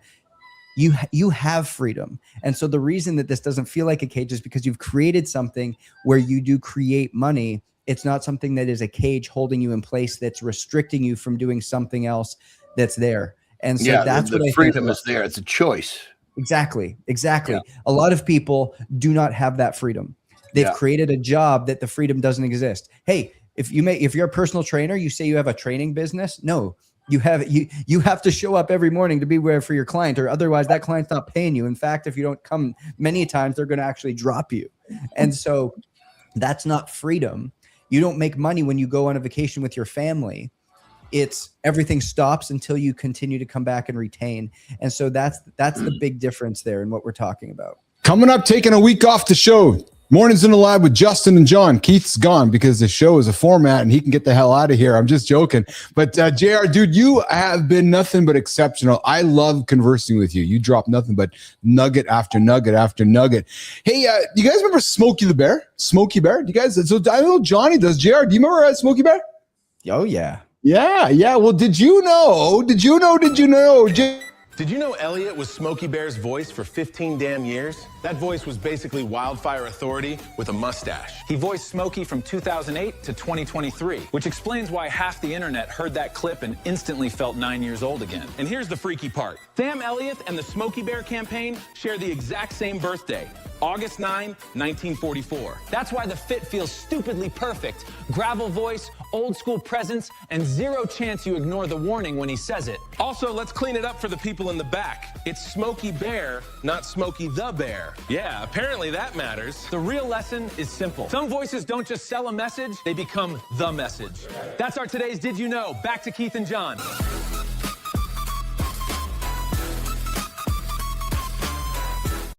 Sam Elliott was the voice of Smokey. I did not either. Yeah. And also, and it's funny because my mom and dad told me it was Smokey the Bear. I knew over time it was Smokey Bear, but JR, did you know it was Smokey Bear, or were you taught it was Smokey the Bear? I always knew Smokey the Bear. I was the same way. I was like, where he left out the in that. Yeah, but he's actually Smokey Bear. Yeah, not Smokey. You know, Bear. The funny part is, I think I probably haven't heard Smokey talk since I understood what Sam Elliott's voice sounded like. As a kid, you're not going to know the voice, but now if I heard it, I'm sure I would recognize it. Yes. We got Miss Peaches coming in saying I like this, Justin, you're like this one. To be working, to be paying off someone else's mortgage and or employee for someone else's business hits differently. The richer just get richer and poor get poor. Miss one day at work, that's not a bill paid. Comment from Miss Peaches. We have and also I want to get into this one, guys, before we walk Justin out of here. So Justin, you're a man of faith. Johnny's a man of the universe. I'm a man of all of that. Well, over the weekend, meteor crashed behind an erupting volcano in the Philippines. Let's run this, guys. Watch this clip. There's a volcano collapsing. Look at that meteor. And then watch over the volcano, because something rises And people are wondering whether it's an alien life. What rises? Because watch behind where that meteor. Look at the light going up now. It's like, what happened there, right? Volcanoes erupting, meteor crashes, and then the light emerges from behind the volcano. Justin, what? Surprised that you didn't see the volcano actually have some sort of reaction to the impact. Yeah. JR, comments before you go? So the biggest thing I'm going to come back to is I'm smiling here because if you've never read the Bible I think is just the coolest book ever. And if you go to Revelations, the last book in the Bible, it talks about during end times, there will be wars, there will be disagreements, there will be famines, there will be signs and wonders that are unexplainable. There will be natural disasters that start to intensify, all things that we're seeing in the day in which we're living. And the more that I see this, like I get Instagram clips sent to me all the time of like, oh, this river turned red. It's like, oh yeah, I mean, weird. It's like more political strife and more wars and conflict and nuclear things that we're talking about. And it's like, yeah, I mean, just keep waiting. Surprised? Yeah. Are we like, wow, weird. It's like we didn't know it was coming. And so when I see stuff like this, there's really no explanation necessary. You're going to see a whole bunch of people trying to put out conspiracy theories or their own ways of trying to understand. But there's a lot of things that happen that no explanation is needed, and it's just there is no understanding to it. But just knowing that we're living in a world that is so much bigger than us. We're living in a place that is. We are just a speck of time that is here. And if we can just come back to knowing that, hey, my role and my sole purpose is to make sure that I am obedient, living out the calling that's on my life and being able to love people well, you're going to live really JR, where can folks get the book? Where can folks connect with you? And when are you coming back again, my brother? I love it. Yeah. holyhealthbook.com. So holyhealthbook.com is where you can go grab that. It comes out officially August 11th. We're doing a huge book release in New York City. So if anybody does some pre-orders, there's a whole bunch of giveaways on there, invites to be involved in the big book release. So holyhealthbook.com is where you can go grab that. And then I just want to throw this out to you guys is I've got an event here in Miami, July 24 to 26. It's called Redeemed. It's for high capacity men who want to live a life on fire and free. And there's some amazing people coming. And so maybe I'll chat with you guys offline with that. But if you guys want to come to that, I'd love to have you and host you. Awesome. Johnny, closing words for Justin.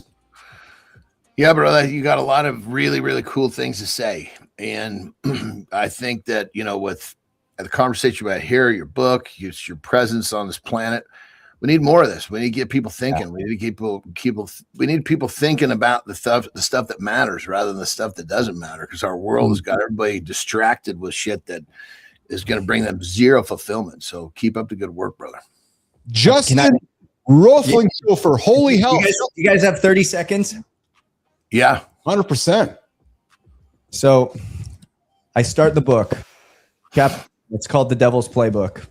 And again, John, you're spitting fire, bro. I love listening to what you're saying, because the Devil's Playbook, in order to keep you from doing great things, he keeps you doing good things. And there's a way in which this comes around, and there's 7 steps. And the first thing is always to distract.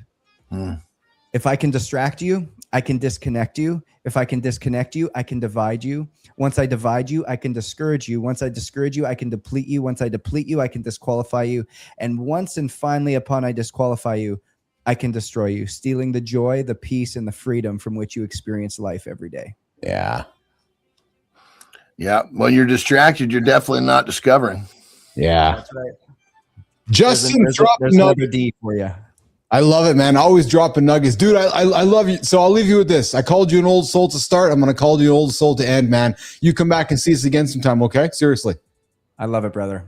Awesome. Justin Rothling Show for hanging out with myself and John this morning on Mornings Lab with Keith and Friends. holyhealthbook.com. Go get it. Why your pastor needs a performance coach. Justin's out of here. Keith and John are left. Johnny, good conversation, man. That dude's an old soul, dropping nuggets nonstop. And you know what? What I do enjoy with Justin is that he has a belief, and I know you enjoy that as well. The power of a belief, right? Yeah, and I think he's also too like he's threading some powerful shit together because when you there's, I mean, you look back, there's so many people who are thumping, as he called it. Yes, right? yes. But when you take that thumping and you weave, yes, other stuff in, that's actually, that it's when I say stuff, there's just so many different levels he's weaving in, but then it's very difficult to try to just count the thumping. It's true. Yeah. And you're right, Sullivan. What a good spiritual guest. I thoroughly enjoy that. I thoroughly enjoy JR. Okay, Johnny. So I got something for the screen here. Now I'm putting something up here, not in anticipation of their death, just to put that up there for you. But I did want to celebrate the fact. Check this out. Clint, Jimmy, let's put this out, man. Clint turned 96 yesterday. Look at this image. Clint and Sylvester Sly. Dude, look at him there. Like, so, man, like that's Dirty Harry there, eh? 96 years old. God damn. I know, right? Yeah, and then there's Sylvester Stallone hanging out next to them. They're 96 years old, and then we got look at this here. He's just kind of. I'm really enjoying this. Whoever's putting these videos together, you see the how they looked then. Yeah, I was gonna say, dude, he was in his like 80s, fucking crushing good films. I know, that's exactly right. And now you're like, holy smokes, he's almost 100 years old, still making crazy films. But that dude's a legend, man. That is an absolute legend. And like I said, I hope I'm not anticipating his passing. My brother, the house my brother lives in. Yeah. Right. Yeah. He basically he lives in Pebble Beach. Okay. And Clint's down there too, or I'm not sure now. Yeah. But that was one of Clint's first homes. Oh, really? Oh, no shit. No shit. Yeah. And you know who else is up there? Morgan Freeman. Jimmy, let's put Morgan Freeman up there too. Morgan turns, is it 89 today? I think it was, or whatever it is. But yeah, Morgan's up there as well, up in age as well there. So these are like the Mick Jaggers of acting. 100%. Right? Just lasting forever. Interest is high. Yeah. Plenty of reasons to live. Yes. Oh, the power of interest. I talked about interest this weekend. Who was I talking about this weekend? The power of the word interest. It's funny because I said something to somebody. I said, what do you think of the word interest? And their face lit up. That word is, I would say, John, is like intention, interest. We're talking language with Justin. We use some words so flippantly that we don't sometimes take the time to think about them. And when you talk to someone about the word interest, how powerful that word is for somebody. I know we interchange it with purpose, but man, and who's I saying it to? I said, yeah. Oh, it was Jason Greeno. And he's like, the power of interest. And I said, interest is like your gateway. Interest, if you're interested in something, you will actually become a superhero. I'm convinced of that because you will hold on, brother. What the fuck are you interested in? Well, Jesus Christ, let's fucking calm down here a little bit. That's a good point. Oh, speaking of interest, and I wanted to just have a little bit of fun. Jimmy, if you got a clip, don't run it because I don't want to waste the energy on it. But I did have to close the loop on this with my brother. So I know that I have talked about this young lady a couple times on the show. She has a color in the last of her name. Yes. One last thing. Lauren, help me, please. One last thing. So you're going to roll over. You're going to say, get me out of here. So yes, she's pregnant and she's celebrating her pregnancy with a golden shower. Like, dude, what kind of the world is this? That's all that I'm going to say. Anyways. Yeah, exactly, Anderson. Exactly my words as well. Say nothing because there's no interest in that. There's words that get said. It's Lauren, help me, please. Well, it is. Melissa said it. Melissa just put it. That poor child. I agree. I absolutely agree. Hey, what do you got going on today, brother? What do you got going on today? Let's see. We got Ben after this with the new camera, which will be interesting. He's going to help me get this thing dialed in. It's crazy. I've got like a third of the lights on, and I still have plenty of light. Oh yeah, you do. Yeah. So some of so you look vintage today. You look a little bit vintage today, which is awesome. Yeah. I like vintage. Vintage is good. Vintage. I don't know if there's different fucking settings on this bitch or what. But then I'm probably gonna take my nap around. So I'm gonna get the bulk of my stuff done before my nap, which will be about 10:30. Yes. Wake up. Turn out probably, I'm not sure what exactly. We may go play pickleball. We may, kind of poke around outside because we're kind of semi getting ready for our 4th of July gig because we're going to be out of here. Yeah, we got a delivery she's waiting for. And as soon as that thing lands, we're going to go to Mexico until the 1st of July. Okay. Oh yeah. I was going to ask. You guys are going to head down there pretty soon. Then is this week? Next week? Did you hear anything I just said? Yeah. When the delivery lands. When's it supposed to land? That's when we're waiting for the delivery. Yeah. I mean, it could be. I mean, granted, we'll get a notification it's on the way. So, but realistically, if I had to guess, it'll probably be early next week. Is the delivery of the airplane just landing in the backyard there for? Hey, John, I forgot to tell you the delivery is the airplane. No, the delivery. But I think I found the one that I'm looking for though. Oh, you mean the airplane? Yeah, I think I found the one. It's a 6-seater. Yes. And it's I can't remember that it's a Piper, but I don't remember. Piper. Yeah. Piper 6-seater. There's another name to it. I don't remember what it is. But I like as it pulls up the landing gear, so it's faster, it's smoother up there. And more importantly, we got the space we need. Mm-hmm. I can't wait, man, to see you guys flying. Oh yeah. So so serious question. Would the goal be to fly from the home in Cali down to Mexico? And I'm serious. Would that be the goal? Yeah, I mean, the goal would be to fly wherever we want to go. That's more than just a few-hour drive. But you could do. The problem is we'd have to land somewhere before we cross because we can't. The San Felipe Airport doesn't have customs. Oh, yeah. So you actually couldn't land in Mexico. You'd still have to drive across then. No. We would have to land somewhere. Yes. To go through customs. Oh, I see. At an airport that has customs. Yes, I understand. Because when we land down there, there's the little airport for not all, like the little airport where we take off. Yes, won't have customs either. Yeah, it's not an international airport. It'd be a domestic airport. Yeah, 100%. So that may turn it out to be not as efficient, maybe. Yeah, but I mean, like going to see my mom, going to see friends that live out of state. This is where I really do the trick. And I think we're going to turn out to discuss this. So she'll be the official license holder. Yes. But I'm going to take enough lessons that I can learn to fly the fucker, but I won't be the legal. One. Oh, we're learning. Anderson is going to become the pilot holding the yoke too. That's pretty cool, dude. Yeah. Yeah, well, I mean, I knew once we're up there, I'm going to grab the fucking stick. But she's like, okay, will you please take enough lessons at least you understand? Yeah. You know, Johnny's grabbing the stick. Well, listen, behind every soldier is a story of discipline, sacrifice, and perseverance. And medical screening is one of the first steps in that journey. And John, before you go.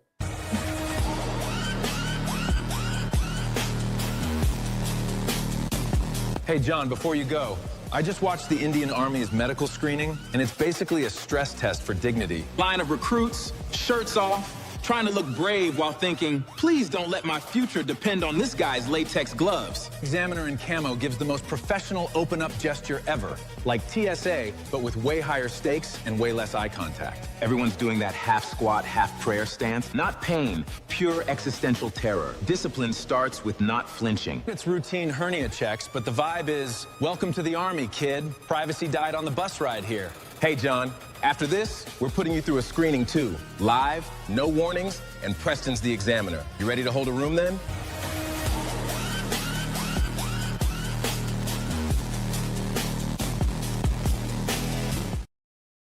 brother, how did I know it was going to lead to one of these gay fuckers holding my scrotum? So, over my life, I've probably had more than a dozen of those. Oh yeah, a little tickle. Well, because there's always a time when you got to get checked for something, and they want to make so they're always grabbing your fucking. That's right. Yeah. So that was us. So that was me and my cousins at the farm with Bilbo. Except for there was no medical intent. It was just afternoon fun. I found this video and I was waiting to say that. I was like, yeah, that was us on the farm tickling scrotums out there. But in all seriousness, these U.S. military guys just doing a little tickle, just tickle and pass. The difference between what they're doing versus hiding in the fucking woodshed with a grown retarded man naked holding each other's scrotums. Yes. Good time. Yeah. Turn your head and cough. And before you go, it's funny because Sullivan just put it up there. Pete Hegseth said at the UFC event, Johnny, no fatties invited.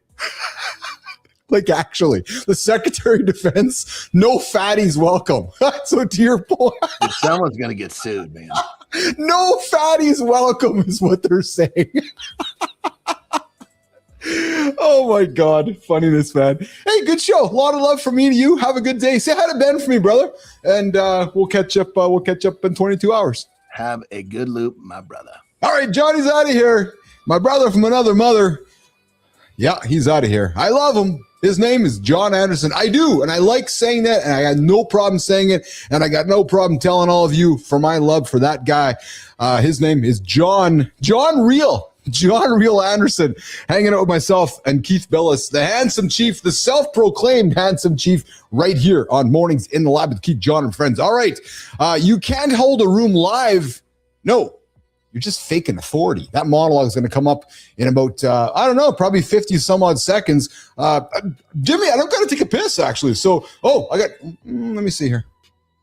Good time. I'm doing the flow test right now. Oh, yeah. Okay. I guess I do. Yeah. All right. So listen, 56 seconds. We're going to come back. And I got something to say. And it has to do with holding rooms, live authority. And we're going to tease a little bit of origins as well. And that conversation, that dialogue, something I got to say, as well as the community corner. 56 seconds. Jimmy, let's start the buttons right now.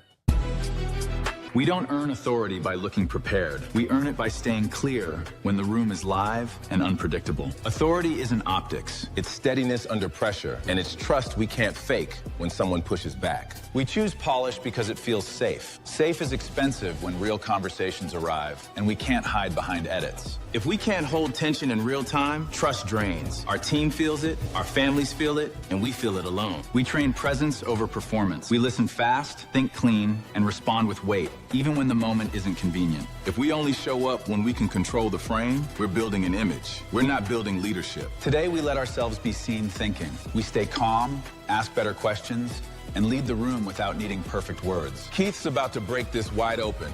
Stay with us. Morning begins here.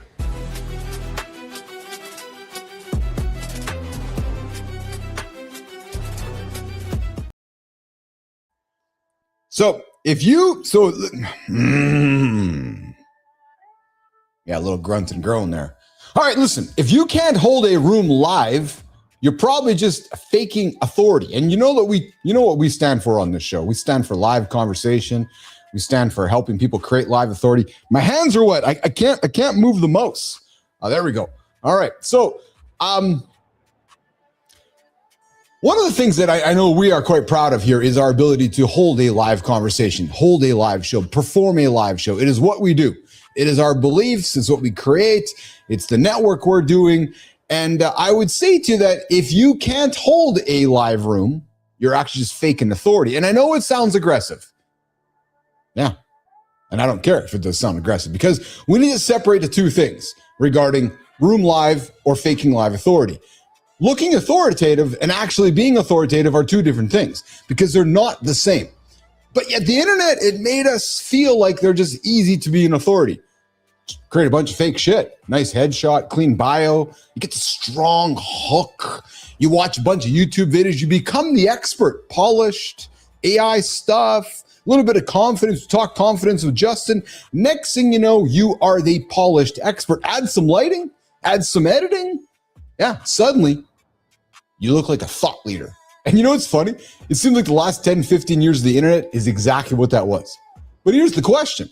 And here is the absolute question that I suspect 99% of the room can't answer. Can they hold the room?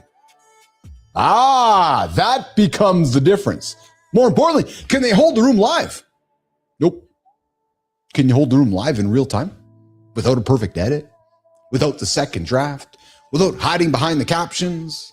Without hiding behind the carefully engineered carousel? Oh, remember this one? Make me another carousel. Yeah, really? Or let me circle back with a better answer. How many times have you heard that one? Can they think? Or maybe it's, can they even listen? Or are they too busy interrupting you the whole time? Maybe they can't even respond. Or can they keep the energy alive when the plan breaks? Can you imagine going to a situation, all of a sudden everything changes and their energy just dies? That's called authority? No, that's not the appearance of authority. What about actual authority? What about actual authority around a topic that you can communicate with in real time with a real audience Yeah, like a tennis match. Because live conversation like we do here strips away a lot of the costume that many of us wear. Yeah, you can prepare. You should prepare. You can use tools. You can use AI. You can build structure. But once we are live, well, you know what happens? You still got to show up inside of the moment. And that is where I believe a lot of people get exposed when the lights go on. They can post.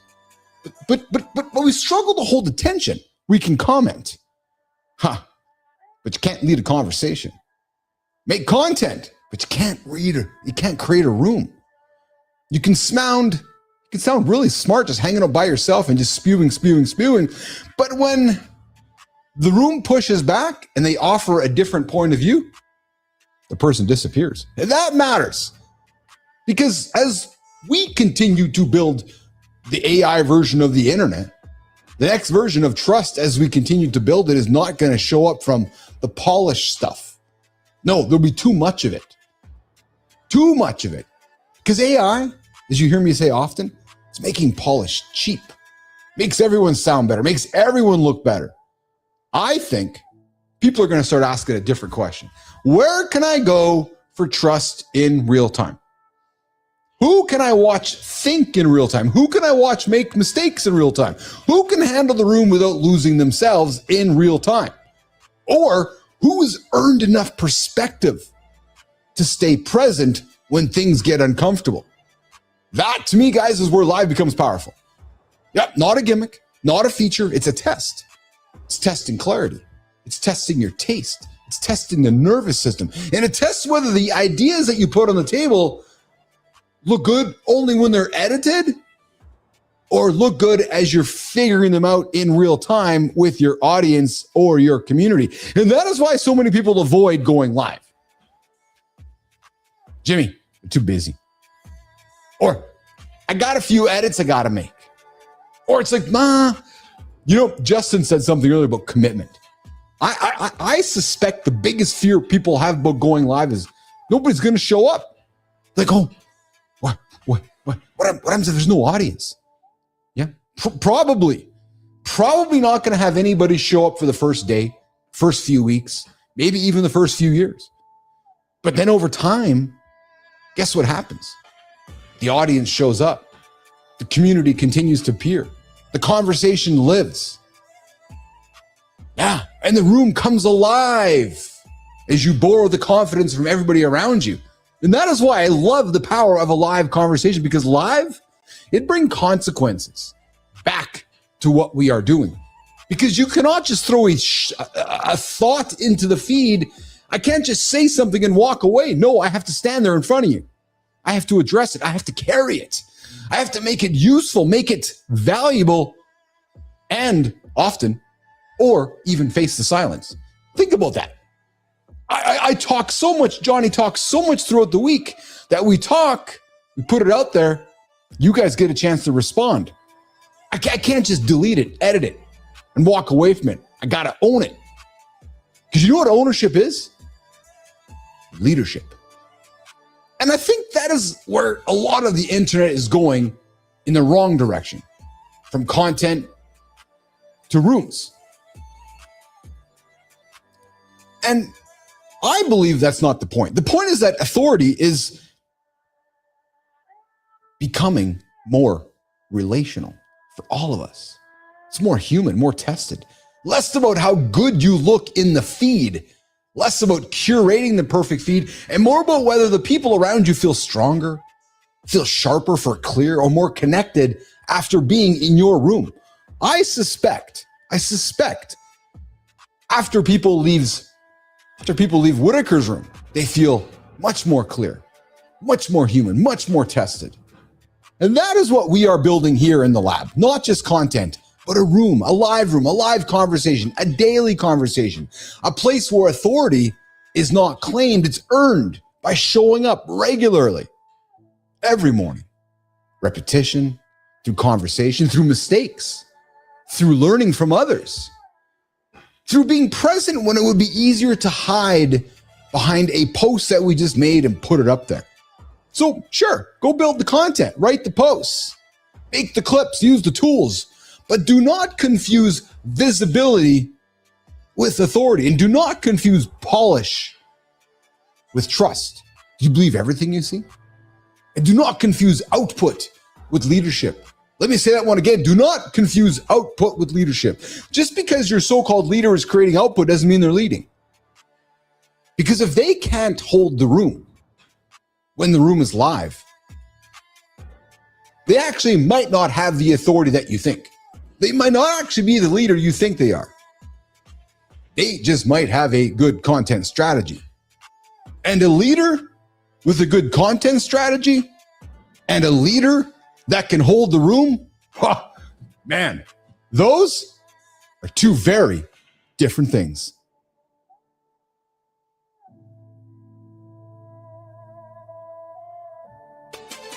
Welcome to the Community Corner. Today, we're talking about your goals, specifically why they might just be a distraction. We're also covering the absolute circus of trying to be man enough, plus the kind of leadership that makes people walk off the job. Assuming Pitcher doesn't eat his notes first. He's been chewing on them for 10 minutes. Let him work, Sterling. Chief, take it away.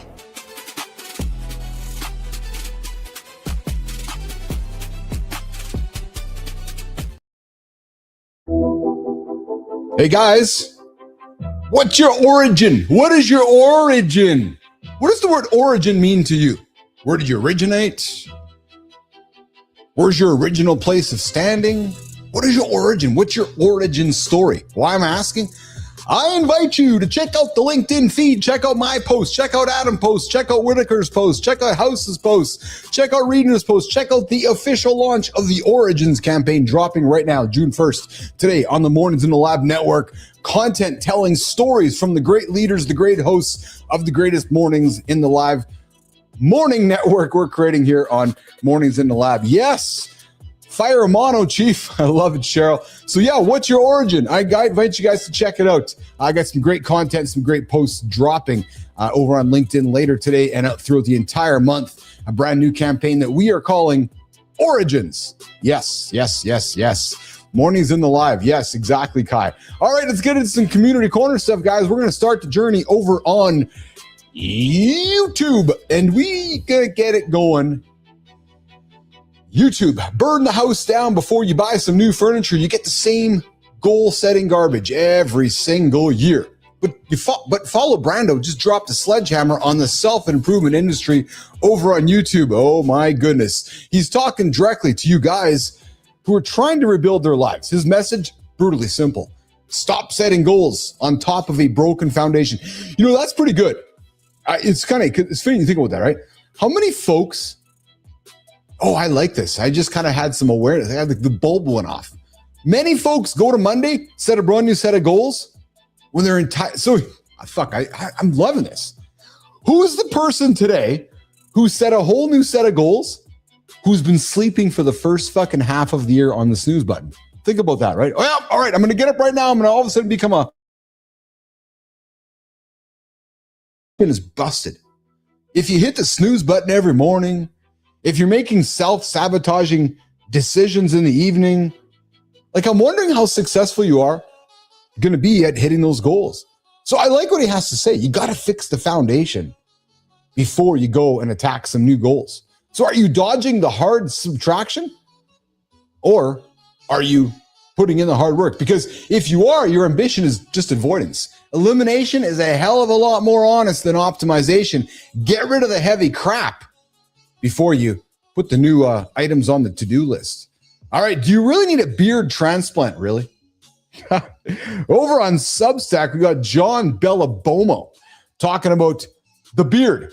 And he was asking himself if he needed a beard transplant. And I know.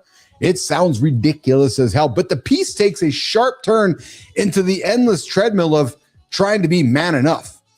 We're constantly told to get more money, build more muscle, grow more hair, be a man. Well, it forces a hard look in the mirror. How many of us are quietly modifying our bodies or our emotions and not saying much about it?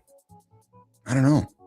All just to pass an audit for a version of manhood that we didn't even choose. Just subconsciously been chosen by the media we watch or the people we hang out with. Like that one. All right, would your team burn it down for you? Mine would. And I got no problem saying that. Yep. I believe that, actually. I believe it. 100%. Yep. So, Hemant Sharma over on LinkedIn brought up the legendary Market Basket CEO story. Arthur Demolis gets forced out of his company. What happens next? The employees walk out. The drivers stop deliveries.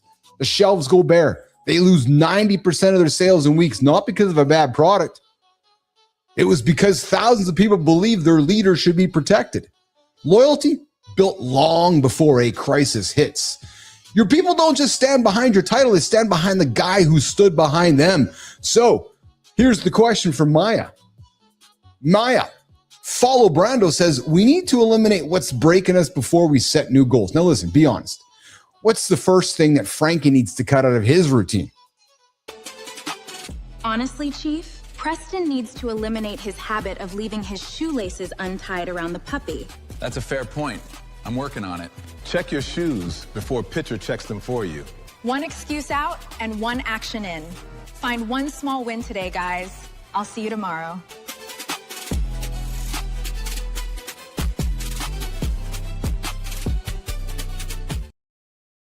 Wow, Nation, we are wrapping it up today. That's the show. Yes, and today was not just a cute little Monday reset. No, today was a reset. Think about it. Yes, today we talked about managing money. We had a short little conversation with Justin this morning at the second hour. We're talking about managing money and having scarcity and so forth. But more importantly, we had a great chat with Justin for about 45 minutes around holy health and science and religion and fitness and hitting goals. And it was a conversation all over the planet that we thoroughly enjoyed having with Justin here today. And when one part is out of alignment, the whole machine starts shaking. Go check that conversation we had with Justin today. We opened with Rue. We opened with Euphoria, fentanyl, and the conversation fathers keep delaying. And that was a horrible one this morning as we kicked it off this morning. Talking about the episode of Euphoria last night. And the main character died because of a fentanyl overdose that nobody saw coming. Guys, Morning Focus, if you can't hold a room live, you're faking authority. Authority is not the clean clip. Nope, it's not. Authority is not the polished post. No, authority is what happens when authority is what happens when the room is alive, the tension's real, and you can still lead without hiding behind the edits. And then over on the community corner, we hit the man enough trap. Are you man enough? Are you man enough? Are you man enough? That's the question we ask ourselves every day, I think. And tomorrow, we got Justin Paperny, a former Bear Stearns broker, a former Bear Stearns broker who served 18 months for security fraud. He built a white collar advice and co-created the Prison Professors platform while incarcerated, helping over 510,000 learners. Guys, oh yeah, his work includes consulting high-profile clients like Lori Loughlin and Jen Shaw. Oh baby, we're gonna have a fun conversation tomorrow with Justin Paperny. Yeah, helping the bad guys get out of prison. I'm joking. Former Bear Stearns broker who served 18 months for securities fraud. I'm looking forward to having that chat. Justin Paperny, myself, mornings in the lab with Keith and Jon, every single day. Of course, right here on the Mornings Network. Again, what's your origin, guys? Go check out my post on LinkedIn today. Go check out Cheryl's post on LinkedIn. Go check out Adam's and Justin's and John's and Josh's and Paul's and fuck anybody who else is part of the network. Check it out. The Origins campaign is starting today over on Mornings in the Lab. On behalf of Johnny, JR, Kai, Melissa, Jimmy, I guess, and all of you guys, I appreciate you guys hanging out with me today. We're back at it in less than 24 hours. Yes, I know Jimmy's here. Jimmy. We'll see you guys tomorrow, guys. Have a good one, Nation. We'll see you back live, 8 o'clock. Mornings in the Lab with Keith, Jon, and friends. Have a good one, guys.